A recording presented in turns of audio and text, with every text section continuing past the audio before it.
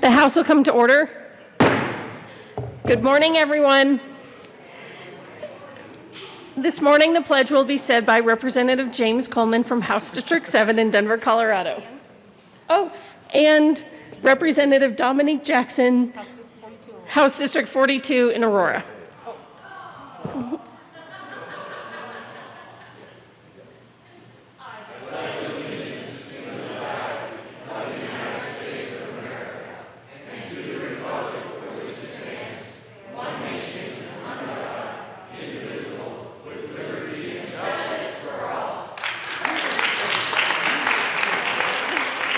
No certificates today. No certificate for you. All right.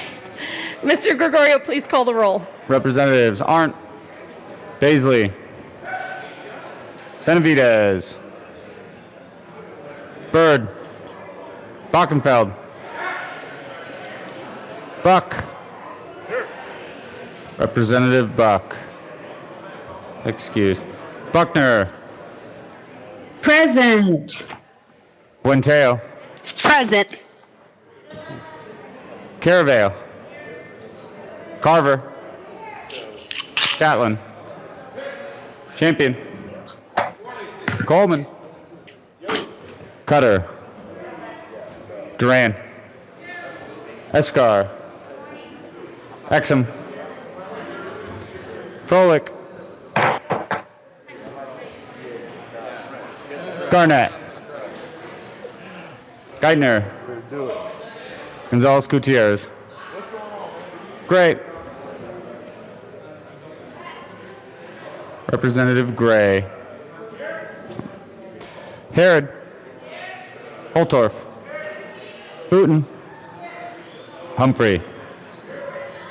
Jackson. Jaquez Lewis. Representative Jaquez Lewis is excused. Kennedy. Kipp. Kraft Tharp. Landgraf. Larson.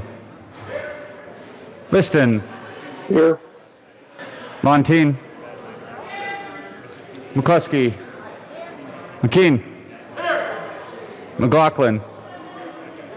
Melton. Subject. Michelson Janae is excused. Mullica. Representative Mullica. Excused. Neville. Pelton. Ransom. Rich.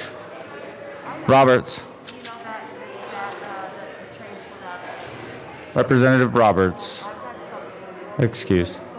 Sane. Sandridge. Singer.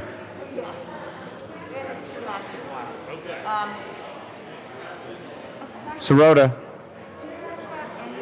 Snyder.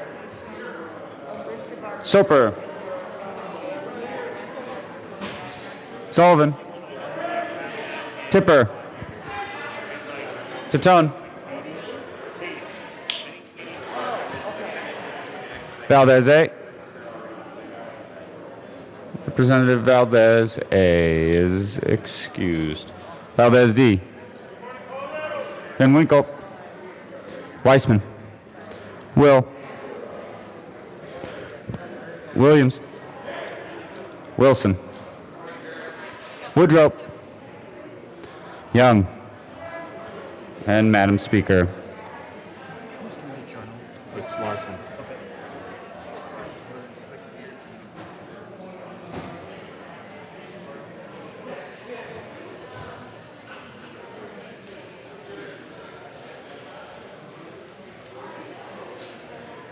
Roberts is here. Yeah. Hi, this is Lois Landgraf. I was just checking back to see if there was an update. Representative Landgraf, we can hear you. Okay. Me? I don't know if you wanted us to hear you. All right. I have some business to read across the desk. Oh, I'm sorry. With 60 present and 5 excused, we have a quorum. And Representative Larson, please read the journal. Please read. All right. So, members, I just, want to remind you this could be our last day of session, so we have a big incentive here to move things along quickly. So I'm going to ask for a yes vote here. Madam Speaker, I move that the Journal of Saturday, June 13th, 2020 be approved as corrected by the Chief Clerk. Members, you've heard the motion. All those in favor say aye. Aye. Aye. You have 1 supporter. Thank you, Janet. 2. And all those opposed say no.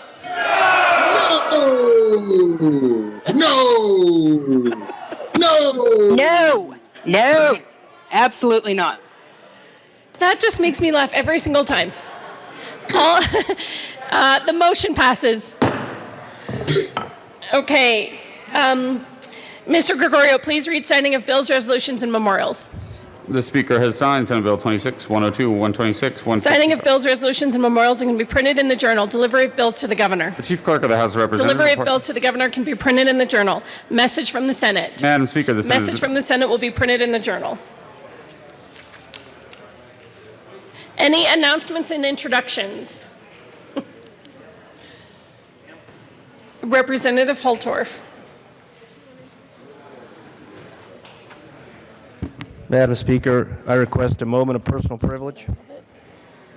I'm sorry, Representative Holtorf, why don't you come up and tell me what your moment of personal privilege is about?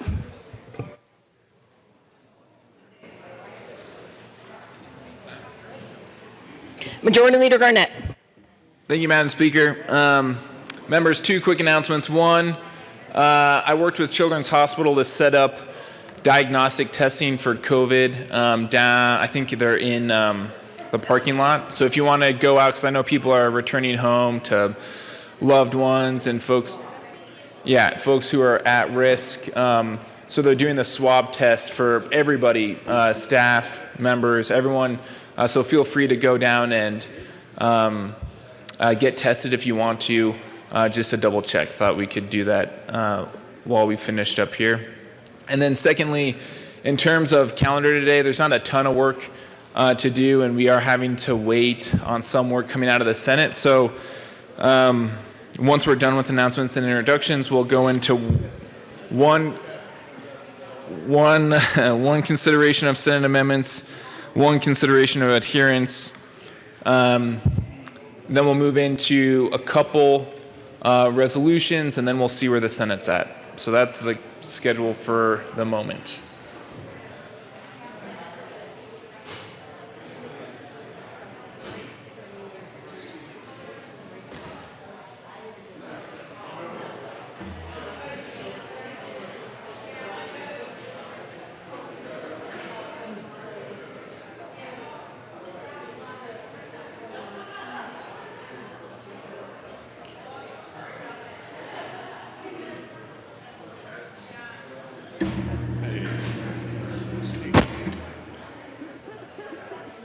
We're the same-ish.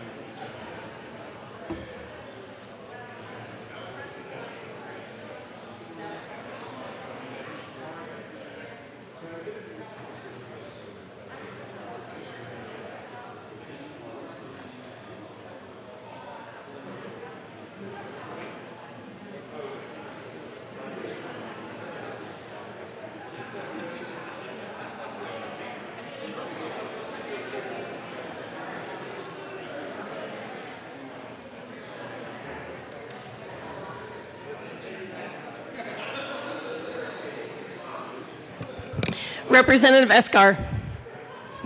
Thank you, Madam Speaker, members of the Joint Budget Committee, and anyone else interested. We will be meeting this Friday, 9 a.m.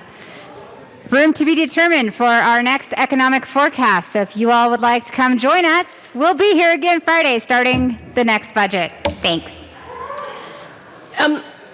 Members, the oranges on your desk are not from me. These are from California, not from Florida. So they they are not from me, and I'll get more information about who is going to take credit for those. But I'll look into that. Representative Catlin, it is an honor to serve with you. Well, it's an honor to serve with you for the last day. Thank you for your service. Members, if I could have your moment of attention just quickly, real quickly. Something's been moving me, and this is something that I do. I try to do it every morning, and I thought maybe I'd pass it on to you, members of the House of Representatives for the state of Colorado, to end 2020. God, grant me the serenity to accept the things I cannot change, the courage to change the things that I can, and the wisdom to know the difference. Thank you. Thank you, Representative Catlin. We all love the Serenity Prayer. Representative McKean. Thank you, Madam Speaker. Good morning, everybody. Good morning, I think, I hope. Lord knows, I pray that this is the last day we have to come and see you all for a while. What was it we heard that April we want to get out of here? Well, let's just say in June we really, really want to get out of here. And in August we want to see each other again. But today I want to recognize some folks that I think we don't stop right this minute to think about a whole lot. We all have endured something over the last couple of weeks. We have endured a rise in our consciousness about issues in our society that we ought to talk about. We've endured an assault in a way. And some of that was a physical assault. And as you guys know, the institution of this legislature, the institution of what we are together, is embodied, symbolized by this building, symbolized by what we come and do here, symbolized by sitting in the same desks that people have sat in since we began what we do here. And I was talking to somebody 2 Sundays now ago, who was here helping clean up. And she was standing looking at the building, and she said, I just had to come down. My family has been a part of every renovation that has happened at the Capitol. And she said, I've been hearing people talk about how this is this, symbol of something bad. She goes, this is where I was taught my whole life, this is where I can come and talk to my government. This is where I can come see how people work. The folks that I want to honor today are the folks that not only keep us safe, but who protected this symbol. I cannot tell you how important it is to me that when I came down here on Thursday, the very first Thursday that we had things going on, that I saw our state patrol protecting this place as they always do. Come and have your voice. Do not destroy what is here for others. They came, they protected this place, they protected us, but what they really did was they protected what our republic is. Captain Haley, you and your men have stood a test that none of us want to stand. You stood it well.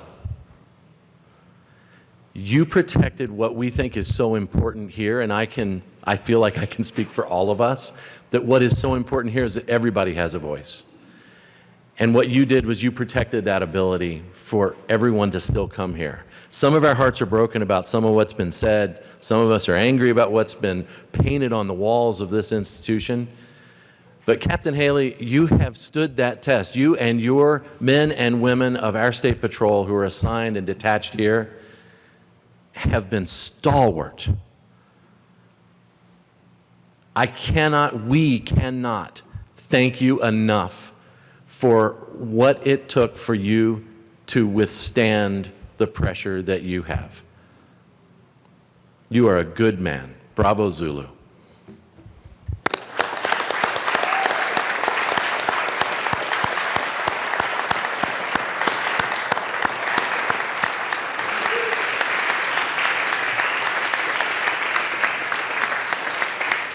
Thank you, Captain Haley. Throughout the last couple of weeks, Captain Haley has been sending updates to Minority Leader Neville, Majority Leader Garnett, and myself, and so appreciate that the work you do and the effort that you took to keep us updated onto how things were going at the Capitol. So thank you for everything. Representative Hooton and Majority Leader Garnett. Can you meet me halfway? Representative Hooton. Yes. Thank you, Madam Speaker, members, and Representative McKean, thank you for that very well-deserved tribute, comments, appreciation for Captain Haley and his team. Very well warranted, and I think now would be an appropriate time to also recognize our entire health staff. The work that they do in our book here, the employees, the Colorado House of Representatives, the House front desk are referred to as the goat herders. That's pretty appropriate. And the description of the chief clerk is responsible for ensuring that the business of the House runs smoothly and efficiently.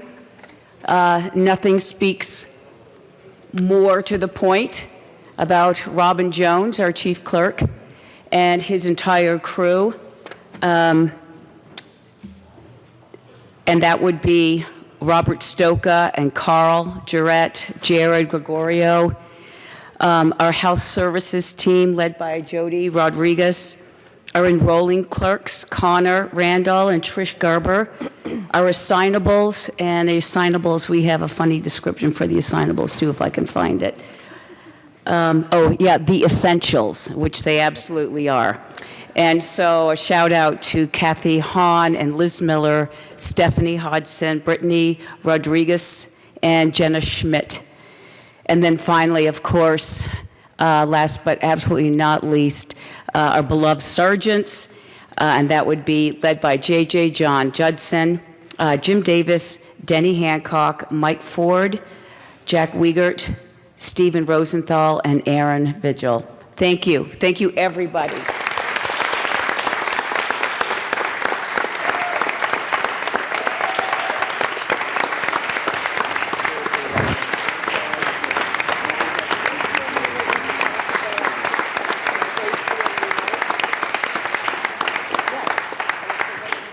Representative McKean.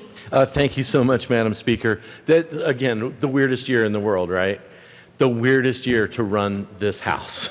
The weirdest year to run this House and make sure that everything got where it needed to go, to make sure that everybody knew their assignments. And I don't know if you noticed, at the beginning of the year, we had people kind of moving around up here. And Robin Jones had this great idea that we all ought to learn each other's positions.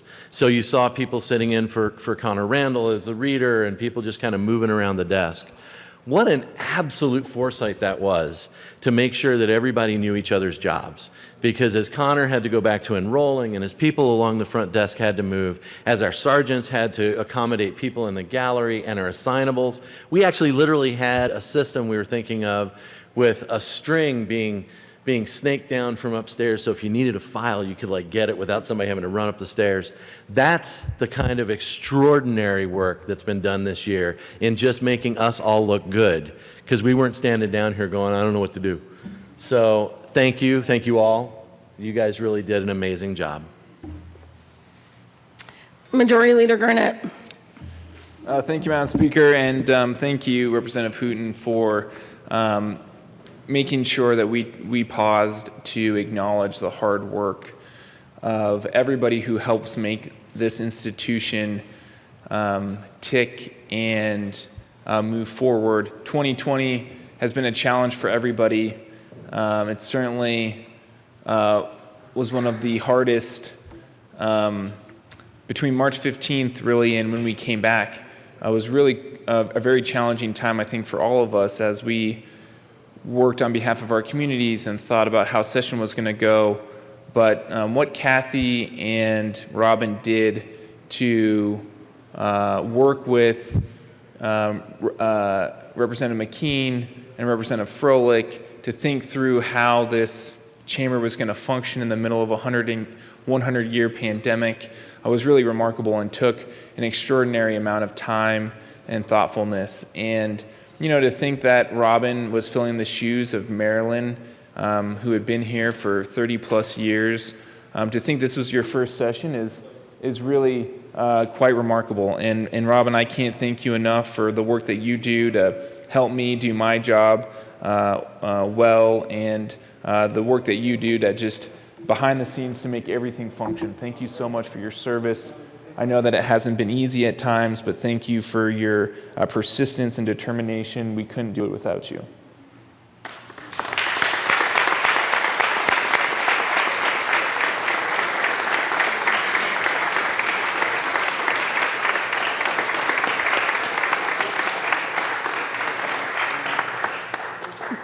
Ditto. Okay, Representative Benavides. And Satone.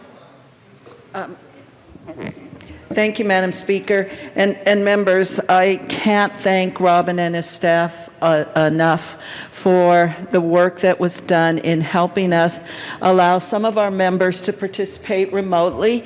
I think it's been a successful measure and address the concerns.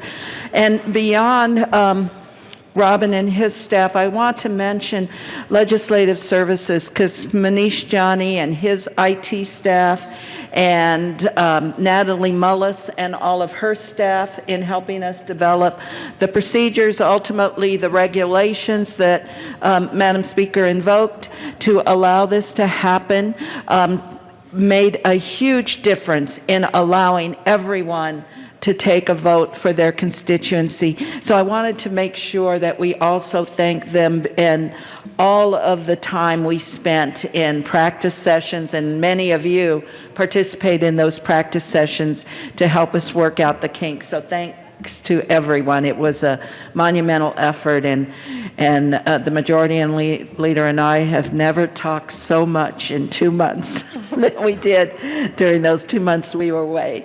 So thank you to everybody. Oh, and Sharon Eubanks and her staff as well, that really helped us work through all of that. So please thank all of them when you see them as well.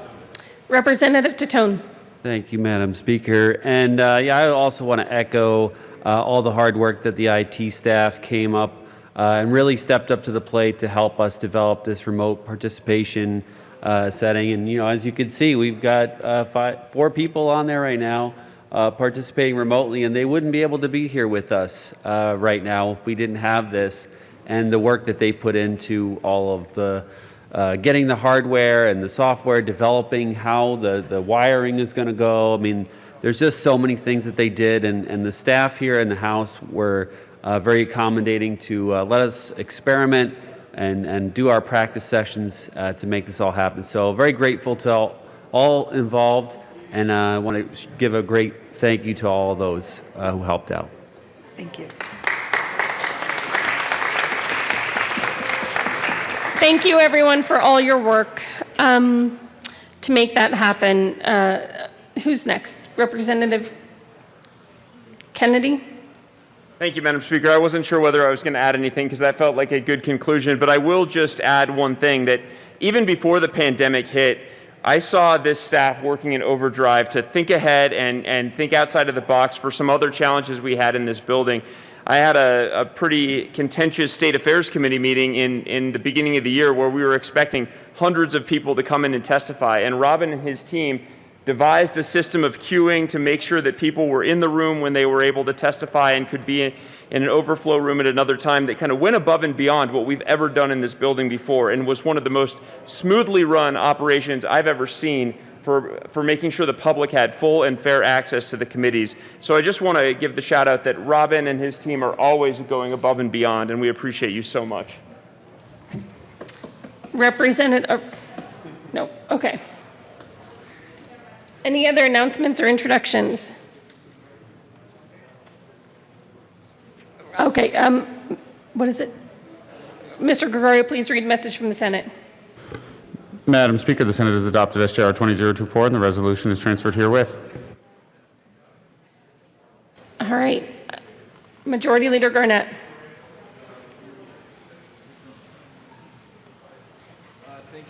Thank you, Madam Speaker. I keep losing my calendar. This is the third calendar I've lost this morning. Oh, there it is.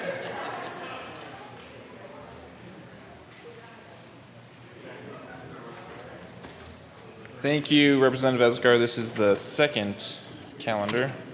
Madam Speaker, I move to proceed out of order for immediate consideration of Senate amendments to House bills. Seeing no objection, we'll proceed out of order to consider Senate amendments to House bills. Mr. Gregorio, please read House Bill 1415. Or just the title. You don't actually have to read the bill.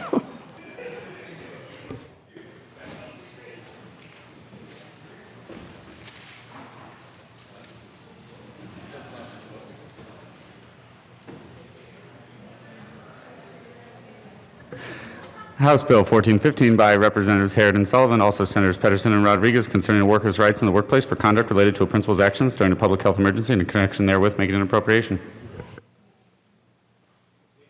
Representative Harrod. Thank you, Madam Speaker. I move that the House concur with Senate amendments. Please proceed. Senate made a few technical amendments. I ask for an aye vote.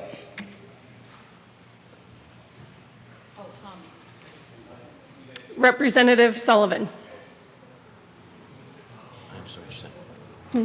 Ditto. Okay, is there any further discussion?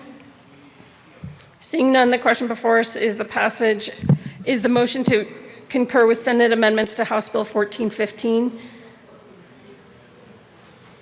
Please open the machine and members, please vote.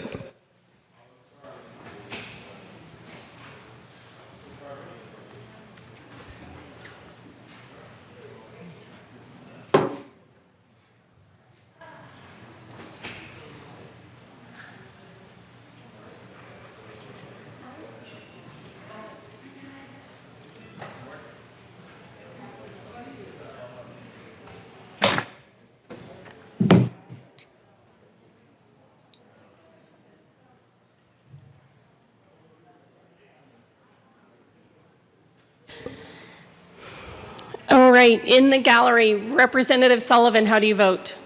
Yes. Sullivan votes yes. Gray? Yes. Gray votes yes. Froelich? Yes. Froelich votes yes. McLaughlin? Yes. McLaughlin votes yes. On the board, Representative Landgraf, how do you vote? I can't hear you. Can't mute me. Okay, I'll come back to you. Representative Liston? Yes. Liston votes yes. Buckner? Yes. Buckner votes yes. Michelson Janae? Michelson Janae? Yes. Michelson Janae votes yes. Melton? Yes. Melton votes yes. Landgraf? No. Landgraf votes no. Buenteo? Madam Speaker, yes. Where did that come from? Oh, Bree is on the board. Representative Buenteo is on the board. Okay. I am. All right. Representative Buenteo, can we see you?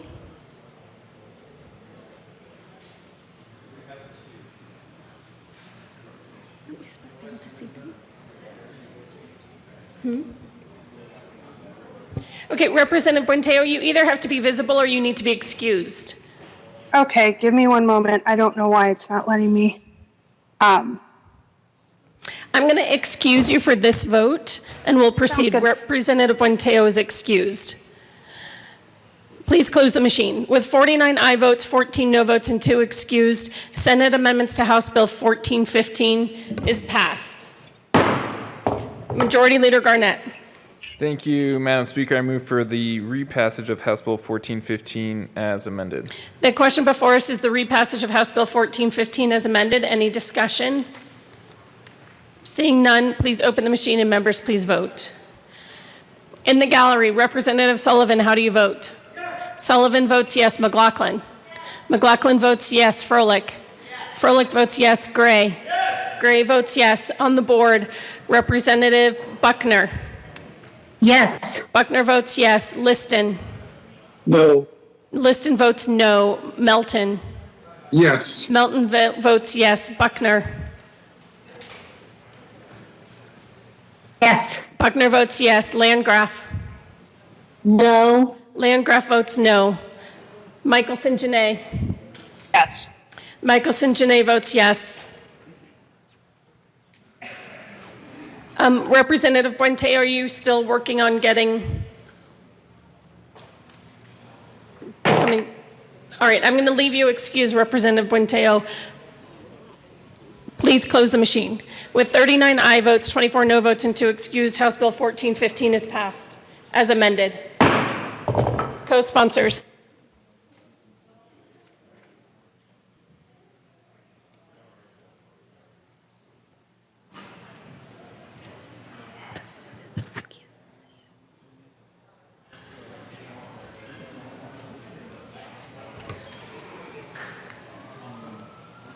Please close the machine. Oh, I'm sorry. Representatives Buckner and Michelson Janae want to co-sponsor.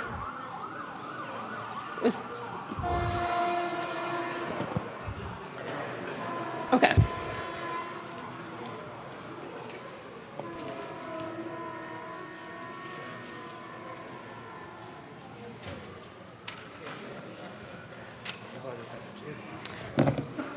All right.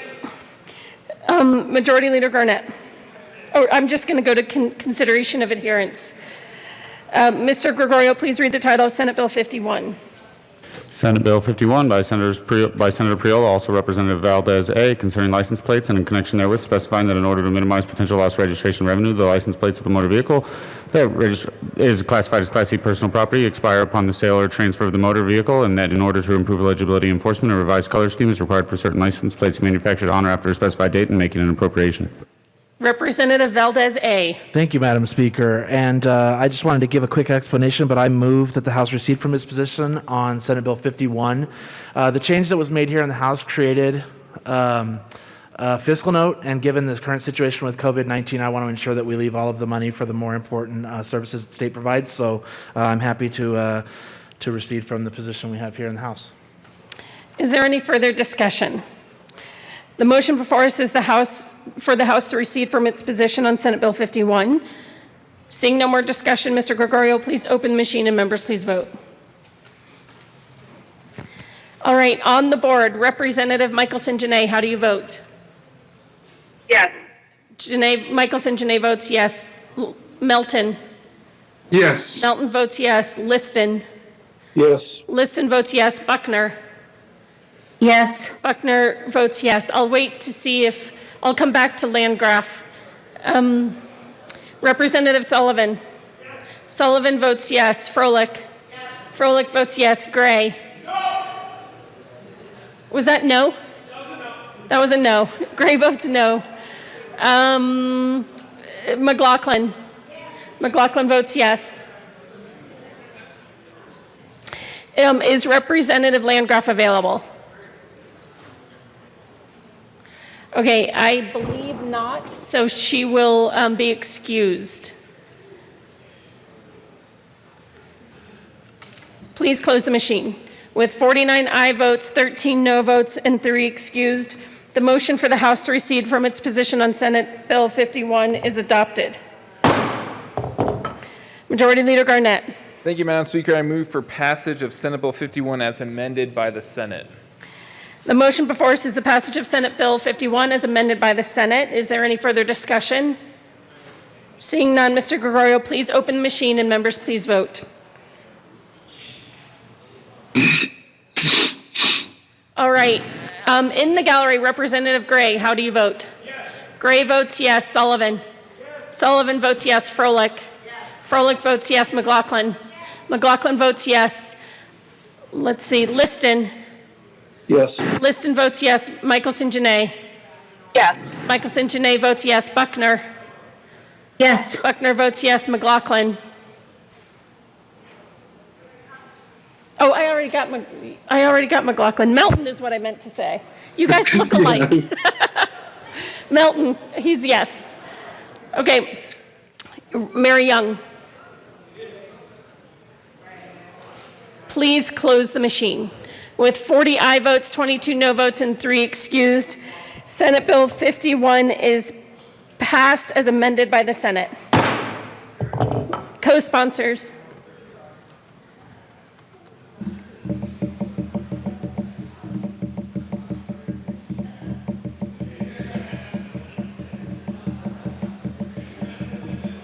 Any co-sponsors? Okay. Please close the machine. Majority Leader Garnett. Thank you, Madam Speaker. I move to proceed out of order for immediate consideration of House Resolution 1003. We will proceed out of order for immediate consideration of House Resolution 1003. Mr. Gregorio, please read the title of House Resolution 10. I'm not even seeing 1003.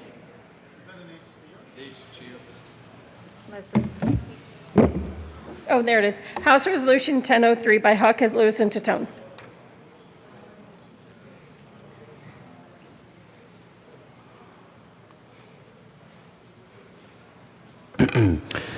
House Resolution 2010-003 by Representatives Hawkes, Lewis, and Titone concerning the recognition of June 2020 as Lesbian, Gay, Bisexual, Transgender, and Queer Pride Month. Representative Titone. Thank you, Madam Speaker. I move House Resolution 1003, and I'd like to have it read at length.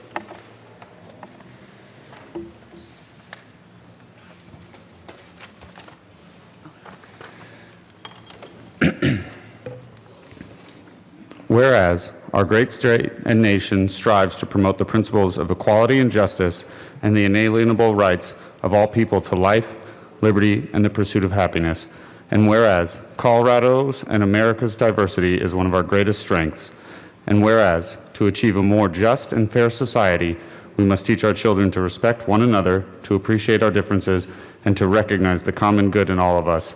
And whereas lesbian, gay, bisexual, and transgender people come from all walks of life, regardless of race, ethnicity, color, religion, ancestry, national origin, economic status, physical or mental ability, medical condition, sex, or gender identity or expression. And whereas more lesbian, gay, bisexual, and transgender people are being elected to public offices across the country, playing in professional sports leagues, occupying the highest positions in business and government, and serving as role models for all. And whereas lesbian, gay, bisexual, and transgender people have made important and lasting contributions to our great state and nation in every field of endeavor, including, but not limited to, business, medicine, law, humanities, science, literature, politics, education, music, philanthropy, sports, and athletics, arts, and culture that enrich our national life. And whereas the Supreme Court of the United States has found a constitutional basis for marriage equality, granting millions of lesbian, gay, bisexual, and transgender individuals across the country the ability to marry people whom they love and that can now enjoy the same rights and privileges granted to other married couples, including joint tax filings, military benefits, family and medical leave, and the ability to sponsor a foreign spouse. And whereas the transgender community in particular has gained newfound prominence in the media, entertainment, sports, politics, and business, raising awareness about the gender identity and the obstacles this community continues to face. And whereas friends and allies of the LGBTQ community have shown considerable support and commitment to the struggles of lesbian, gay, bisexual, and transgender people at home and abroad. And whereas to build a stronger and better state and nation, we must continue to help advance the cause of equality for all people. And whereas each year, June marks the anniversary of the Stonewall Rebellion, which was started by trans women of color that gave birth to the modern lesbian, gay, bisexual, and transgender civil rights movement. And whereas lesbian, gay, bisexual, and transgender Americans, their families and friends, and all those committed to justice and equality celebrate during the month of June the rich culture, the notable achievements, and the outstanding services that lesbian, gay, bisexual, and transgender Americans make to our great state and nation. Now, therefore, be it resolved by the House of Representatives of the 72nd General Assembly of the State of Colorado that the House of Representatives recognizes June 2020 as Lesbian, Gay, Bisexual, Transgender, and Queer Pride Month and urges all Colorado residents to join in celebrating the culture, accomplishments, and contributions of lesbian, gay, bisexual, and transgender people, and encourages the people of Colorado to work to help advance the cause of equality for lesbian, gay, bisexual, and transgender people and their families. Representative Tatone. Thank you, Madam Speaker. I want to talk to you about Pride Month and what it means to me. Pride to me is the feeling of living your life without oppression. That's right. Without the oppression of not being given the job you're qualified for, the housing you're denied, the adoption or child you want to bring into your family, or marrying the person you love, or being denied your life and liberty unjustly. Pride is a lot like what people have with privilege and the thing they had their whole life. I know what privilege is like because I had it before I came out. Many of you will never know what it's like to lose your privilege or be oppressed, but some of you know it all too well. You see, there's a lot of intersectionality between LGBTQ people and people of color. And since that fateful night at Stonewall in June of 1969, when trans women of color and sex workers stood up for their human rights, the oppression was never really stopped. They had to rise up that night to save their own lives, and we were grateful they did because it started a movement. The system was rigged against them because they were different. It's still happening today. Whether you're trans, black, brown, queer, or a combination, it's still rigged against us. Today, police may not be ordered to push us out of the bars and out of the streets and back into the closets like before, but we're pushed out through policy. We're being stripped of our health care and our right to proudly serve our country, to use the bathroom, to play sports, and to live without fear of discrimination and violence. These policies not only serve to oppress us, they divide us. For too long, those in power reluctantly gave rights to people they didn't want to because they felt superior to them. They thought that anyone who didn't fit their mold is not afforded their humanity. People like me know that what pride is. And what pride is knowing that the playing field is starting to level and that we're getting closer to removing the oppression that has plagued black, brown, gay, and trans communities over the years. Today, the Supreme Court decided that something that the LGBT community has always known, that the LGBT community should not and cannot be discriminated against by their employers. Despite the win, the ruling was 6-3, which reminds us that even today, after 50 years since the Stonewall Uprising, we still have a lot of progress to make. Pride to me is the work being done in legislative chambers like these, which change people's lives for the better. I'm proud to be the first transgender person in the Colorado General Assembly, and I will be proud of those who follow in my footsteps because of those who fought and died for our rights before I got here. Happy Pride Month, everyone. Representative Escar. Thank you, Madam Speaker, and thank you, Representative Tatone, for getting this organized and getting us down here. This is part of your LGBT caucus, folks. We have one member who couldn't be here today in the House, but we also have 2 others over in the Senate. That's 7 out of 100. We are proud to represent the LGBT the LGBT community here. I remember, before even being elected, the LGBT caucuses that served before me, and watching the incredible work they did within this building to protect the rights of myself and my community. And I aspired to do the work that they were able to do. And I'm proud of the 6 years I've been here, the work that we've been able to accomplish, The Supreme Court finally caught up with Colorado today. We made it illegal a long time ago in Colorado to discriminate based off someone's gender, based off someone's gender identity, based off of someone's sexual identity. The Supreme Court caught up to Colorado once again today. It's true what they say, Colorado's always been a pioneering state, and they have been on LGBTQ rights, but it's not something that's just been handed to any of us. Today we stand here, but we stand on the backs of giants who have been putting in the work for years here in Colorado to protect the LGBT community and our rights. My wife and I have been together over 10 years now. In August, we celebrate our 5th wedding anniversary. I did flash this ring up here because I never thought I would have seen that day. And we never wanted to move forward, even though Colorado was ahead of the curve with marriage until it was legal across the US.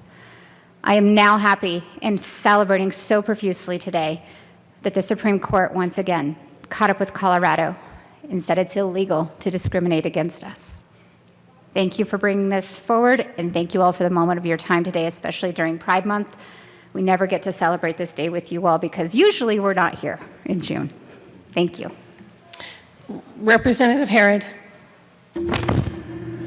Thank you, Madam Speaker, and I'll be brief because my colleague spoke so eloquently, but I am the first African-American LGBTQ person to hold elected office in Colorado.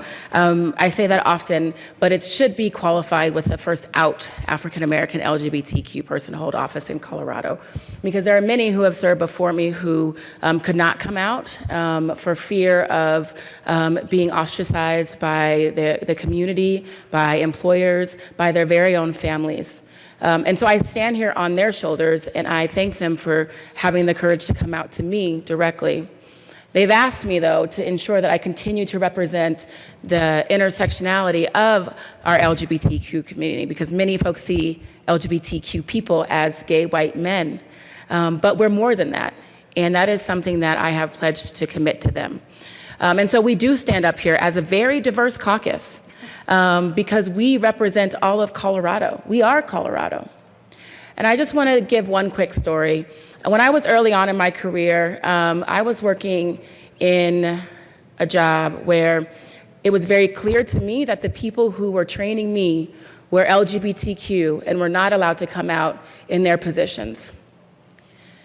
They feared losing their jobs, they feared losing their retirements, and they did not have the privilege to stand up and say, "You will invite my partner to this dinner. My partner will come to celebrate with us on whatever occasion it was." And they came to me quietly and said, some said, "If you're going to stay in this position, you're not going to be able to be out." And they did it out of protection of me. But they also said, "But we want you to keep fighting for us." Almost like they had to oblige to a rule to say it, but wanted me to do more. So as I came into this position, a lot of those very same people, we cross paths on a very regular basis. And I know they're proud of not only me, but this General Assembly for stepping up and proclaiming that our lives matter. LGBTQ people matter in Colorado. And while they never believed that they would see the Supreme Court codify our right to marriage, or this day when in some places in this country you could marry your partner and still get fired at your job, just for loving who you love. So today the Supreme Court took another step forward and again joined Colorado, and I have to give a thanks to Governor Bill Ritter, who I worked for at the time when the non-discrimination laws were passed here, and as a young buck gave me the opportunity to work on policy that directly impacts my life but make a difference in the lives of thousands of Coloradans, millions I guess maybe. Thank you for that.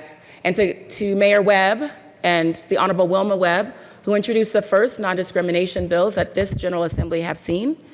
Thank you for the work that you've done, for the decades of work that people have done to get us here. We are moving in the right direction, and I want to thank my colleagues on both sides of the aisle, for saying this is the right way forward, and I don't care who you love, I just don't like your politics. That's a sign of progress, so thank you, members, thank you. Representative Valdez-A. Thank you, Madam Speaker, and I'll be very brief. I know everyone's been standing for a very long time, and I thank you for that. What pride means to me is a reflection on the history that LGBTQ people have had on this world. And I mean, if you look back in time, everything from Alexander the Great to many countless literaries, countless kings and queens, and all sorts of people who've made a huge difference on what it means to be a human being today. So that's what Pride Month is about to me. I'd also like to recognize that we have an openly gay governor, which gives me a tremendous amount of pride that Colorado was one of the first states to elect an openly gay man to be the governor. So I would invite everybody tonight to have a little vodka with a little splash of cranberry, call that pink drink, and celebrate, and happy Pride, everybody. Thank you, members.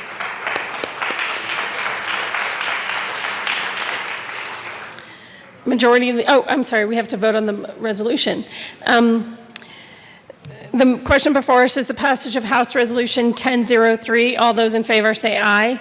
Aye. All opposed say no. The ayes have it, the motion passes. Mr. Gregorio, please open the machine for co-sponsors.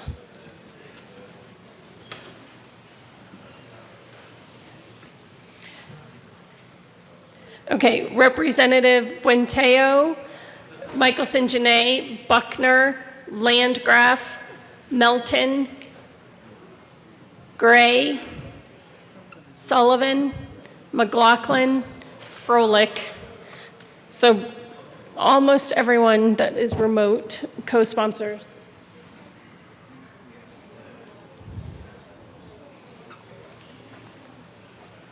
I'm going to give a second to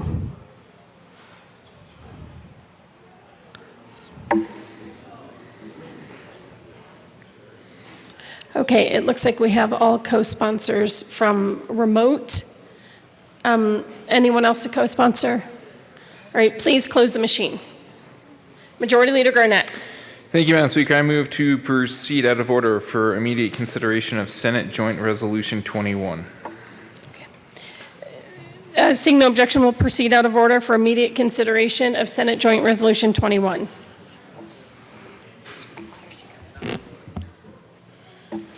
Representative Mullica. Thank you, Madam Chair. I move Senate Joint Resolution 21 and ask that it be read at length. I'm the speaker. Oh, Madam Speaker, I apologize. My apologies, Madam Speaker. And I second. And we'll go ahead and read it at length. SJR 20021 concerning the designation of a portion of Colorado Highway 44 as the Deputy Gum Memorial Highway.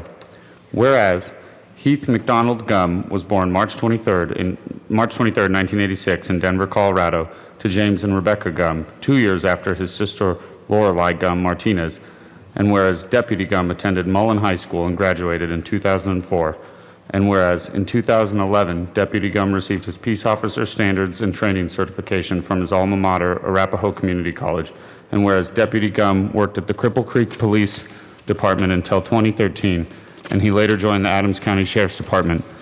And whereas Deputy Gum's ultimate goal was to become a detective, and whereas on January 24th, 2018, at the age of 31, Deputy Gum was shot and killed during a foot pursuit near 88th Avenue and Dawson Street in Thornton, and whereas thousands of Adams County citizens and officers, including many officers from across the country, attended Deputy Gum's funeral procession along Interstate 25, and whereas hundreds of these officers escorted his hearse to the Flatirons Community Church in Lafayette, and whereas Deputy Gum was promoted to the rank of detective on the Friday after his death, and whereas Deputy Gum was posthumously awarded the Distinguished Service Medal, and whereas Heath McDonald Gum was a dedicated leader and loving husband, son, and brother who put his life on the line for the community he served, and whereas his untimely passing reminds us of the challenges that police officers face every day, and whereas his powerful impact on his family, friends, and fellow law enforcement members shall not go unrecognized now.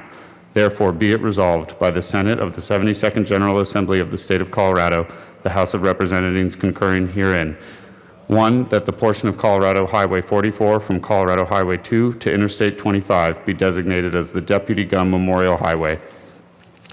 2, that the Colorado Department of Transportation may accept and expend gifts, grants, and donations for the purposes of the initial placement of signs to mark the Colorado Highway 44 from Colorado Highway 2 to Interstate 25 as the Deputy Gum Memorial Highway. And 3, that the Colorado Department of Transportation may explore a cooperative agreement with the Board of County Commissioners for Adams County for the maintenance of the signs marking the Deputy Gunn Memorial Highway. Be it further resolved that copies of this joint resolution be sent to Deputy Gunn's family and the following police orders: Brighton, Thornton, Commerce City, Westminster, North Glen, and Adams County. Representative Malika. Thank you, Madam Speaker. Members, I remember the night that Deputy Gunn was murdered. It happened in the neighborhood that I grew up in. And I remember watching it on TV, and I remember the feeling that came over me when I started seeing everything come through on the news. He was my age, and watching the police officers gather at Denver Health, watching the videos of them coming out with tears going down their face, it was a powerful scene. And it moved me to actually go out, and I remember standing on the bridge going on 58, the bridge that goes over I-25 on 58th and I-25, watching the procession, and the tears that came to me, because I knew that he had a family. I knew that he had left that day to go to work, and that night he wasn't going to be able to see his family, and his family wasn't going to be able to see him. I went to his funeral at Flatirons Community Church, and I remember the last watch call over the radio that they had, and the chills that came over me when I heard that. Members, we're here to honor Deputy Gunn because he made the ultimate sacrifice for our community. He came up to a call not thinking that it was going to be what it was. It was a call for a fight, and turned into a foot chase, and he ran into a backyard and was shot in the chest when somebody jumped out from behind a playhouse in a backyard. He's survived by his wife and his parents, his sister and his grandmother, and talking to them and seeing the interviews and seeing how they continue to try to keep his legacy alive, we wanted to do that same thing here at the Capitol.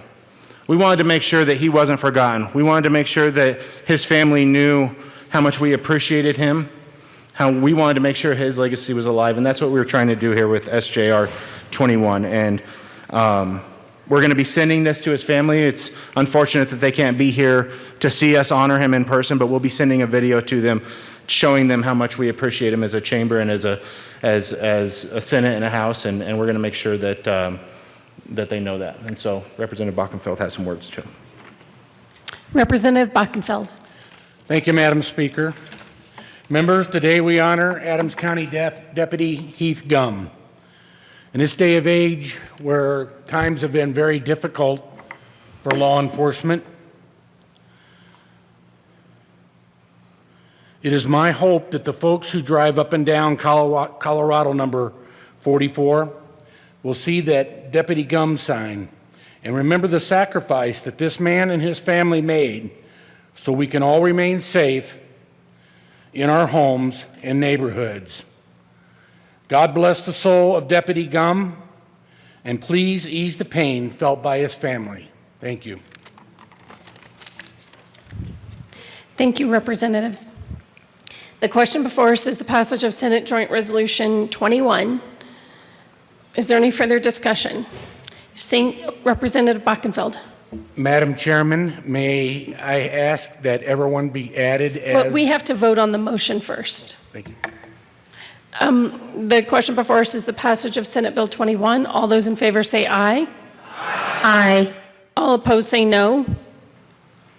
The motion passes. Senate Joint Resolution 21. Now, Representative Bockenfeld. Madam Speaker, may I ask that all the members be added as sponsors of the resolution? Seeing no objection, the morning roll call will be added as co-sponsors. All right, Majority Leader Garnett. Yeah, we have a resolution to introduce.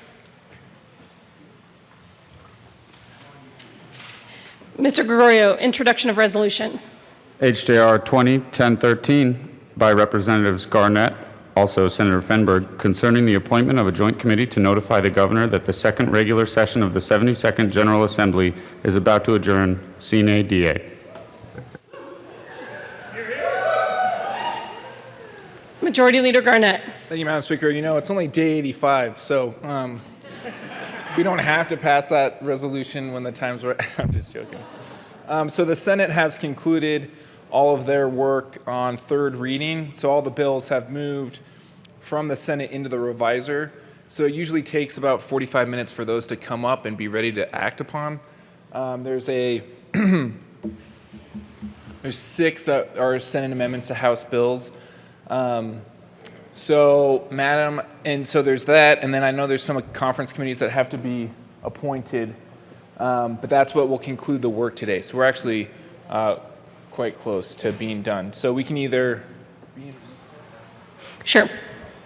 So let's be in recess for 45 minutes, and then come back to consider Senate amendments to House bills. So with that, Madam Speaker, I move that the House stand in a brief recess. Representative Garnett, we have a one conference committee that has to move to go beyond the scope of the differences. And so we can do that by voice vote, so I'll do that quickly right now.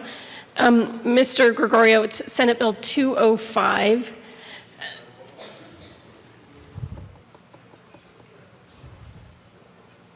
I'm just going to give him a second to find. It's actually on page 6 of the House calendar is the title at the very end. Senate Bill 205 by Senator Fenberg and Bridges, also Representatives Becker and Caraveo, concerning the requirement that employers offer sick leave to their employees and in connection therewith making an appropriation. Members of the conference committee have moved to go beyond the scope. Therefore, I move for Senate Bill 205 that the conference committee be allowed to go beyond the scope. All those in favor say aye. Aye. All opposed say no. No. The motion passes. The members of Senate Bill 205 can go beyond the scope of the differences. Majority Leader Garnett. Thank you, Madam Speaker. I move that the House stand in a brief recess. Seeing no objection, the House will be in a brief recess.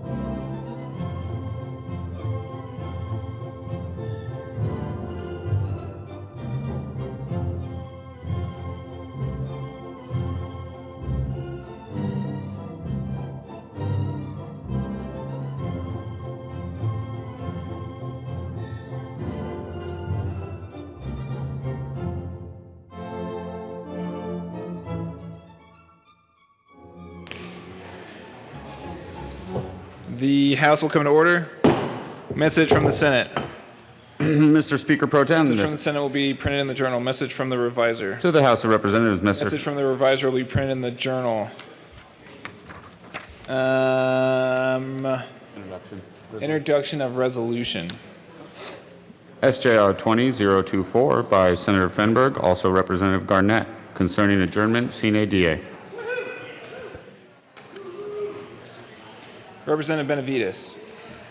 Thank you, Mr. Majority Leader. I move for a call of the House. Thank you, Representative Benavides. A call of the House has been requested. There are 1, 2, 3, 4, 5, over 10. The motion is properly sustained. Will the sergeants please close and lock the doors? Mr. Reader, turn on the chimes. There are chimes. I confirmed that last time. Yeah. If you want to go listen to them, go out. They'll start the chimes right now. Members, push your buttons to indicate your presence. Mr. Gregorio, which I apologize for saying Mr. Reader earlier, please call the names of those who are absent. Will the sergeants please locate the members who are missing? Baisley, Benavides, Byrd, Bockenfeld, Buck, Buckner, Carver, Champion, Cutter, Escar, Exum, Froelich, Garnett, Geithner, Gonzalez Gutierrez, Gray, Harrod, Holtorf, Humphrey, Jackson, Liston,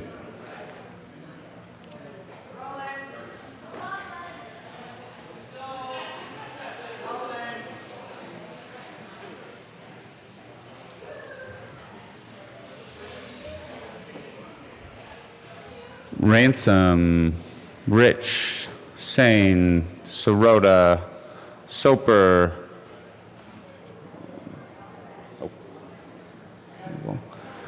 Will, Williams, Wilson, and Madam Speaker.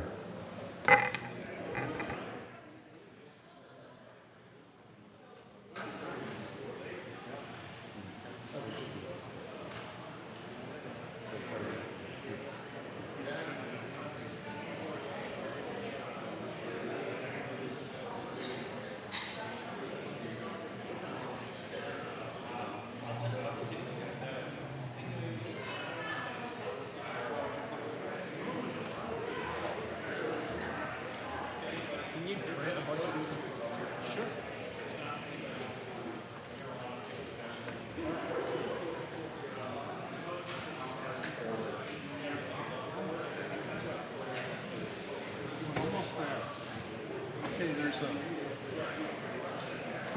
song in the movie, and you've got to figure out where it comes from.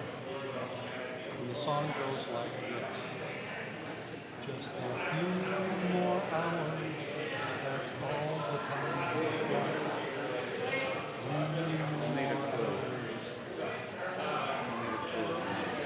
Have you ever heard it?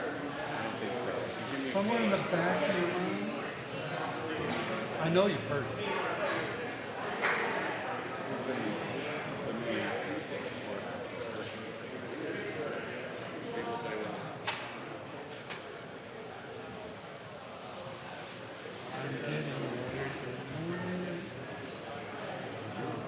Ding dong, kind of chimes. My favorite.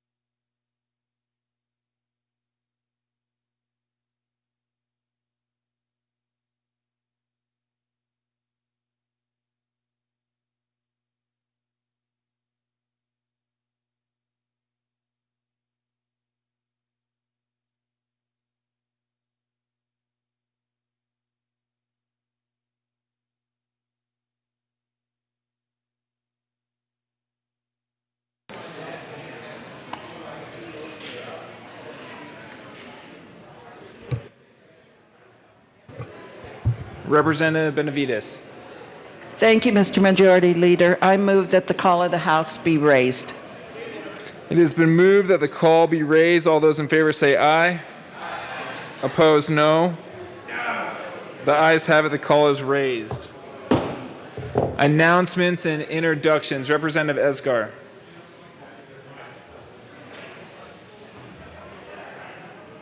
Thank you, Mr. Speaker Pro Tem.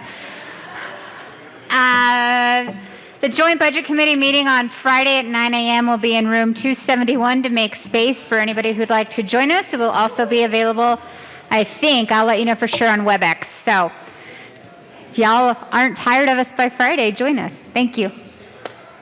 Thank you, Representative Esgar. Luckily, only 3 members of this body are on JBC because they have to keep working on Friday. Yes, thank you, Representative Ransom and McCluskey and Esgar for your service. One quick announcement. We are going to consider 5 Senate amendments to House bills here shortly. There is a list up here, but I'll read off the numbers so everyone can follow. It's going to be House Bill 1420, House Bill 1424, House Bill 1014, House Bill 1427, and House Bill 1426. Then there are, just an update on the rest of the day, then there are 2 or 3 conference committees that have to meet. So hopefully when we're done with this, the Senate also is in a place to do conference committees, and they all go off at the same time. They meet, they come back, we act on the conference committee reports. The Senate has passed a resolution for CNADA, so that's what remains for today.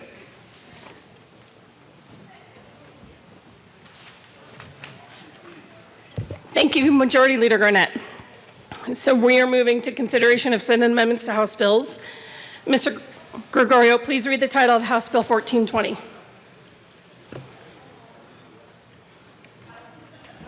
House Bill 1420 by Representatives Sirota and Gray, also Senators Moreno and Hansen, concerning the adjustment of certain state tax expenditures in order to allocate additional revenues to the State Education Fund. Representative Gray. I move that the House concur with Senate amendments to House Bill 1420. Please proceed. Representative Sirota. Thank you, Madam Speaker. I didn't actually come down here to speak directly on the bill on second or thirds, just on amendments. And so while we move to concur, I do think it is important that I say something about this bill, and that is, at the outset, we said this bill is a choice between the wealthy and the well-connected and supporting our children and our teachers and our schools. And I think that the House should be very proud of the work that we did and the choice that we made, which was on behalf of our children and our teachers and our schools. And the conversations over tax expenditures and the tax fairness that we lack in this state will continue, and so everyone should keep their notes from this conversation that we had this year, because we will return to it in 2021. Representative Gray. Thank you, Madam Speaker. My kids are here today. They're up in my office watching on TV. I've got a 4- and a 6-year-old. Many of you have met them. I'm sorry they didn't get a chance to be down here today, but you know, partitions and stuff. But I've been going through conversations with my 6-year-old about what it's like to be an older sister. Because sometimes we ask her to do things for her little brother. And it's hard. Sometimes I say, hey, go read a book to Theo. And she says, well, look, he doesn't read books to me. I'm like, yeah, that's the relationship, is that you're the big sister. That's what you have to do. And, you know, like sometimes it's like, oh, go grab a napkin for both of you because he can't reach one. And she gets, you know, she's been getting frustrated about us asking her to do things for her little brother that he doesn't do back. And one of the frames I've created for her is that, and talking to her about it, is that's what it means to be a leader. What it means to be a leader is sometimes you have to do things that aren't completely reciprocal back and forth, but you're the leader between you and your little brother. And that's what being a big sister is about. It's about being a leader within that small relationship. And, you know, my kids came here today. It's the first time during quarantine, I haven't really been rushing my kids out of the house like I do normally, but I was today. And there was a board game on the floor, and we needed to get out of the house. We needed to get down here. And there was a board game that was like sort of just randomly spread out on the floor of my house. And I asked Ellie, I said, Ellie, will you go clean up that board game before we go? And she said, no, like I don't want to do that because Theo made that mess. And I said to my daughter, sometimes being a leader means you have to clean up messes that other people made. And so I'd ask for concurrence. Representative Weissman. Thank you, Madam Speaker. Members, I've been coming down here reading some Langston Hughes in the last couple of days, and I'm going to do that just one last time. Hold fast to dreams, for if dreams die, life is a broken winged bird that cannot fly. Hold fast to dreams, for when dreams go, life is a barren field frozen with snow. So what I want to say to everybody here and anybody who might be watching this discussion from home, anybody who dares to dream that big things are possible, is do not let this world take those dreams from you. Because our world is full of dreams and full of nightmares. On this planet, we do some horrible and nightmarish things to each other sometimes. But we also dare to dream things that seem impossible, and in trying to make those things possible, sometimes things of beauty are achieved. Dreams are the glue that keeps the pieces in place when the center cannot hold and the falcon cannot hear the falconer. Dreams are the morning sunlight that burns off the thick fog of the long dark nights of the soul. Dreams may be all you have when you've temporarily lost everything else. So let's talk about dreams for just a bit. There's the dream of the founder of a small coffee shop in North Aurora who renovated an abandoned garage and turned it into a community space that's so popular lately it's getting hard to find a seat when you walk in. And that's in a part of town sorely lacking such spaces. And that's been very successful. That is a small local business, and we should honor that dream, and we do. There's the dream of a couple of Air Force veteran friends who opened up a brewery at Buckley in Kentucky in East Aurora to create a place where people can come and pass the time with some friends and enjoy some really good freshly brewed beer. And that place has been wildly successful too. And that's a small local business, and we should honor that dream, and we do. And then there's the dream of the owners of the Filipino restaurant just a few doors down from that brewery who strive to make a living in the way that so many newcomers to our country long have by cooking the food of their culture and introducing us to that food and their culture while trying to build a better future for their kids. That too is a small local business, and we should honor that dream. And we do. Then there's the dream of the young man or woman to find an entry-level position in a large and hopefully stable company and work up the ladder and gain responsibility and earning and provide for one's family in that fashion. And we should honor that dream too, and we do. After my father came back from Vietnam and finished his undergrad, he went to work for a big company and stayed there his entire career for 38 years. His work with that large company put a roof over our family's heads and food on the table and clothes in the closet. So please don't think I do not see the value in what it means to be part of a big company either. But now let's talk about some other dreams too. What about the dream of the student who wants to be the first one in her family to graduate from college, or even to graduate from high school? We have to honor that dream too. What about the dream of the family who flees a war-torn, nightmarish corner of the world and comes to Aurora, Colorado just to try to keep their kids alive until age 15, never mind in school? We have to honor that dream too. What about the dream of the teacher who wants to inspire classrooms and generations but is just ground down after too many years of working second jobs just to pay her own bills? What about the teacher who sleeps in his car or on a friend's couch and just dreams of being able to make rent on his own apartment? Yeah, we have teachers sleeping in their cars in Colorado right now. We have to honor those dreams too. So what the proponents of this bill have been saying is not that the dreams of entrepreneurship and success in business are not worthy of support. They are. We are simply saying that the dreams of students and their families to access education in our state are too broken-winged after 10 years of the negative factor, and we think it's important to do something about that. So as my colleague noted, I hope the conversation that this legislature has had over the last week has surfaced some realities about our tax laws that I think have not had enough attention around here. We don't just have to accept these laws as given, especially not when they've been on the books substantially unchanged since 1976 or even 1935, as some of these provisions have been. Maybe the 1935 law worked in 1935, but we owe it to our state to make sure that that law, like other laws, work in our time. So in that respect, tax laws are just like anything else. They exist to work for people, and when they don't, we should change them. So I want to close by just saying three things. First, I'm immensely proud of the stance that this House took last week, and I'm going to remember that for a very long time. Second, what matters now is that we do everything possible to help public education in our state in the near term, and that means concurring and repassing, and that's what I'm up here to ask for. And third, and very certainly not last, hold fast to dreams. Hold fast to dreams. Hold fast to dreams. Is there any further discussion? Representative Ransom. Thank you, Madam Speaker. And when I'm going over the amendment that we're looking at, that we're trying to concur with the Senate with this motion, I pulled up the revised fiscal note that was probably left on all you guys' desks.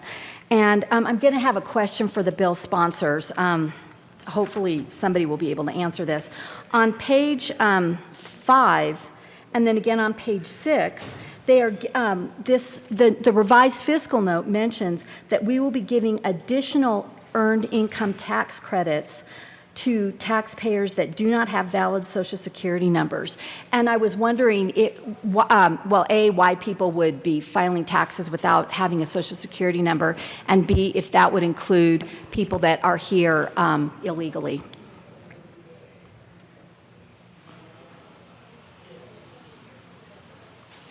Does anyone want to respond to that? What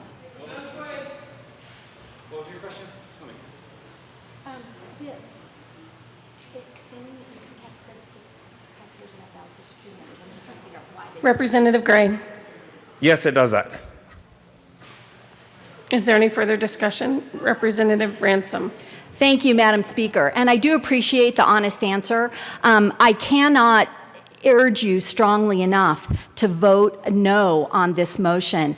If we are trying to make sure that we're giving money to students and to K-12, that is a very different proposition when we start out taking money from the CARES Act dollars that the federal government gave businesses here in the state, and then we turn around and give part of it back as earned income tax credits to people that are here working, and I get it that they're working, but they're not here legally. I mean, these are people that are here illegally working, but we are giving them an earned income tax credit. Who knows how long they've been working? Who knows how long they've been filing tax returns? And for us to take the money that this bill is saying that we are going to be putting towards K-12 and then handing it back out to people that are here without legal status, I think is a real shame, and I can't urge a no vote strongly enough. Representative Gray. Thank you, Madam Speaker. Members, this was not a changed part of the version of House Bill 1420 we passed before. This is not something the Senate added to House Bill 1420. This is something that has been in House Bill 1420 since introduction. Thank you. Is there any further discussion? Representative Sirota. Thank you, Madam Speaker. It just should not go unnoted. A person with an individual taxpayer identification number is someone who has been paying taxes. Folks with these ITINs pay millions and millions and millions of dollars to keep our economy going. This benefit goes to those folks, which makes up a huge group of people, including victims of domestic violence, and they too are deserving of some help in these difficult times. And I ask for your support. Representative Holtorf.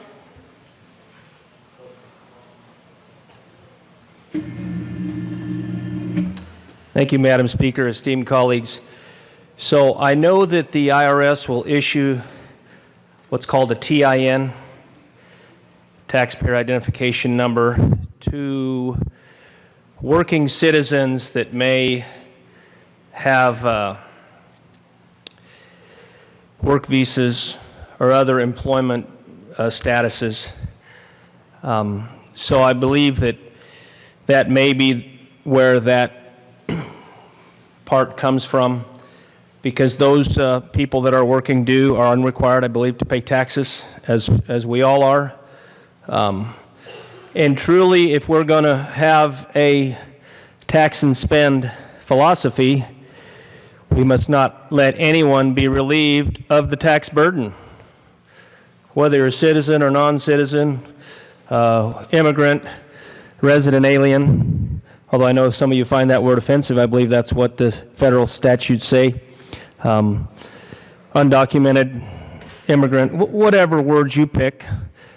So I believe that that does speak to that. But here's what I find ironic, ladies and gentlemen, is this particular legislation, for the sponsors that brought it forth, was a huge attack on tax credits.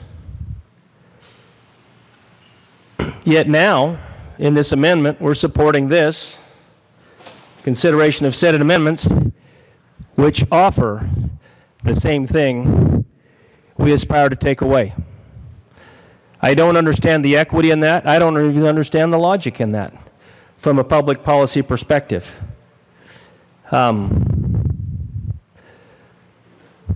So I will walk away a bit curious with a question as to where this goes. Thank you. Representative Champion.